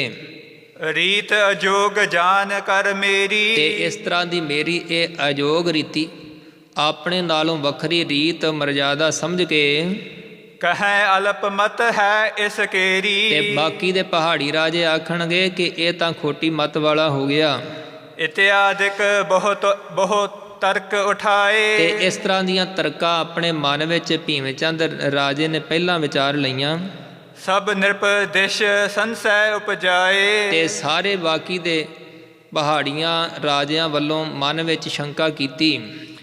ਗਈ ਸੁਮਤ ਫਿਰ ਵੱਡ ਹੰਕਾਰੀ। ਕਵੀ ਜੀ ਦੱਸਦੇ ਆ ਕਿ ਜਿਹੜੀ ਸ੍ਰੇਸ਼ਟ ਮਤ ਪਹਿਲਾਂ ਇਸ ਨੇ ਧਾਰਨ ਕੀਤੀ ਸੀ, ਗੁਰੂ ਮਹਾਰਾਜ ਸਾਹਿਬ ਜੀ ਦੇ ਦਰਸ਼ਨ ਕਰਕੇ ਉਹ ਜੋ ਸਮਤ ਹੈ ਉਹ ਇਸ ਨੇ ਛੱਡ ਦਿੱਤੀ ਹੈ ਤੇ ਆਪਣੇ ਮਨ ਵਿੱਚ ਹੰਕਾਰ ਧਾਰ ਲਿਆ।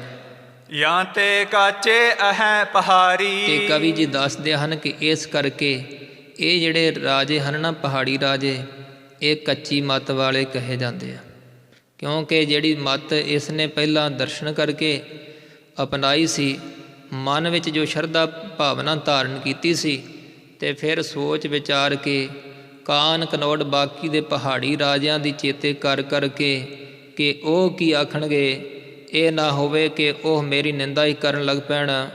ਤੇ ਇਸ ਲਈ ਕਵੀ ਜੀ ਕਹਿੰਦੇ ਆ ਕਿ ਇਹ ਕੱਚੀ ਮੱਤ ਵਾਲਾ ਹੋਇਆ। ਜਿਹੜਾ ਮਨੁੱਖ ਗੁਰੂ ਧਾਰਨ ਕਰਨ ਲੱਗਿਆ, ਗੁਰੂ ਮਹਾਰਾਜ ਸਾਹਿਬ ਜੀ ਦੀ ਸੇਵਾ ਕਰਨ ਦਾ ਖਿਆਲ ਆ ਜਾਵੇ, ਤੇ ਫਿਰ ਸੋਚਣ ਲੱਗ ਪੈਂਦਾ ਹੈ ਕਿ ਪਤਾ ਨਹੀਂ ਸਾਖ ਸੰਬੰਧੀ ਕੀ ਆਖਣਗੇ। ਜੇ ਸੱਜਣਾ ਮਿੱਤਰਾਂ ਵਿੱਚ ਗਿਆ ਬਾਣਾ ਧਾਰਨ ਕਰਕੇ, ਗੁਰੂ ਵਾਲਾ ਬਣ ਕੇ, ਇਹ ਨਾ ਹੋਵੇ ਕਿ ਕਿਰਪਾਨ ਗਲ ਵਿੱਚ ਗੁਰੂ ਕੀ ਪਾਈ ਹੋਈ ਵੇਖ ਕੇ ਉਹ ਨਿੰਦਾ ਹੀ ਕਰਨ ਲੱਗ ਪੈਣ। ਇਸ ਤਰ੍ਹਾਂ ਦੀਆਂ ਜਿਹੜਾ ਗੱਲਾਂ ਸੋਚਦਾ ਹੈ, ਉਸ ਬਾਬਤ ਕਵੀ ਜੀ ਨੇ ਦੱਸਿਆ ਕਿ ਸ਼ੁਭ ਮਤ ਪਹਿਲਾਂ ਧਾਰਨ ਕਰ ਲਈ ਹੋਵੇ ਤੇ ਫਿਰ ਲੋਕਾਂ ਦੀ ਮਨਮੁਖਾਂ ਦੀ ਕਾਨ ਕਨੌੜ ਵਿਚਾਰ ਕੇ ਉਸ ਸ਼ੁਭ ਮਤ ਨੂੰ ਤਿਆਗ ਦੇਵੇ, ਉਹ ਕੱਚੀ ਮਤ ਵਾਲਾ ਹੁੰਦਾ ਹੈ। ਇਸੇ ਕਰਕੇ ਹੀ ਕਵੀ ਜੀ ਨੇ ਦੱਸਿਆ ਕਿ ਸ਼ੁਭ ਮਤ ਜਿਨ੍ਹਾਂ ਨੇ ਅਪਣਾ ਵੀ ਲਈ ਪਹਾੜੀ ਰਾਜਿਆਂ ਪਹਿਲਾਂ ਜਦੋਂ ਦਰਸ਼ਨ ਕਰਦੇ ਰਹੇ ਤੇ ਫਿਰ ਛੱਡ ਦਿੰਦੇ ਰਹੇ, ਇਸ ਲਈ ਉਹ ਪਹਾੜੀ ਰਾਜੇ ਕੱਚੀ ਮਤ ਵਾਲੇ ਹੋਏ। ਇੱਥੋਂ ਤੱਕ ਇਹ ਪ੍ਰਸੰਗ ਦੀ ਵਿਚਾਰ ਜੋ ਹੋਈ ਹੈ ਸਮੇਂ ਅਨੁਸਾਰ। ਗਰੀਬ ਨਿਵਾਸ ਸਤਿਗੁਰੂ ਮਹਾਰਾਜ ਸੱਚੇ ਪਾਤਸ਼ਾਹ ਜੀ ਨੇ ਦਰਸ਼ਨ ਦਿਦਾਰੇ ਬਖਸ਼ਿਸ਼ ਕਰਕੇ ਔਰ ਕੀਮਤੀ ਵਸਤੂਆਂ ਦਿਖਾ ਕੇ ਮਹਾਰਾਜ ਸਾਹਿਬ ਨੇ ਸਭ ਨੂੰ ਪ੍ਰਸੰਨ ਕੀਤਾ। ਰਾਜੇ ਭੀਮ ਚੰਦ ਨੂੰ ਵੀ ਵਜ਼ੀਰਾ ਅਹਿਲਕਾਰਾਂ ਸਮੇਤ ਨਿਹਾਲ ਕੀਤਾ। ਪ੍ਰਸੰਗ ਦੀ ਵਿਚਾਰ ਕਰਦਿਆਂ ਬੇਅੰਤ ਭੁੱਲਾਂ ਦੀ ਖਿਮਾ ਔਰ ਅਗਾਹ ਵਾਸਤੇ ਸਤਿਗੁਰੂ ਮਹਾਰਾਜ ਸੱਚੇ ਪਾਤਸ਼ਾਹ ਸਾਧ ਸੰਗਤ ਸਮਤ ਬਖਸ਼ਣੀ ਜੀ। ਇਤਿਆਦਿਕ ਬਹੁ ਤਰਕ ਉਠਾਏ, ਸਭ ਨਿਰਪਦਿਸ਼ ਸੰਸੈ ਉਪਜਾਏ। ਗਈ ਸੁਮਤ ਫਿਰ ਬੜ ਹੰਕਾਰੀ, ਜਾਂ ਤੇ ਕਾਚੇ ਅਹੈ ਪਹਾਰੀ। ਵਾਹਿਗੁਰੂ ਜੀ ਕਾ ਖਾਲਸਾ, ਵਾਹਿਗੁਰੂ ਜੀ ਕੀ ਫਤਿਹ।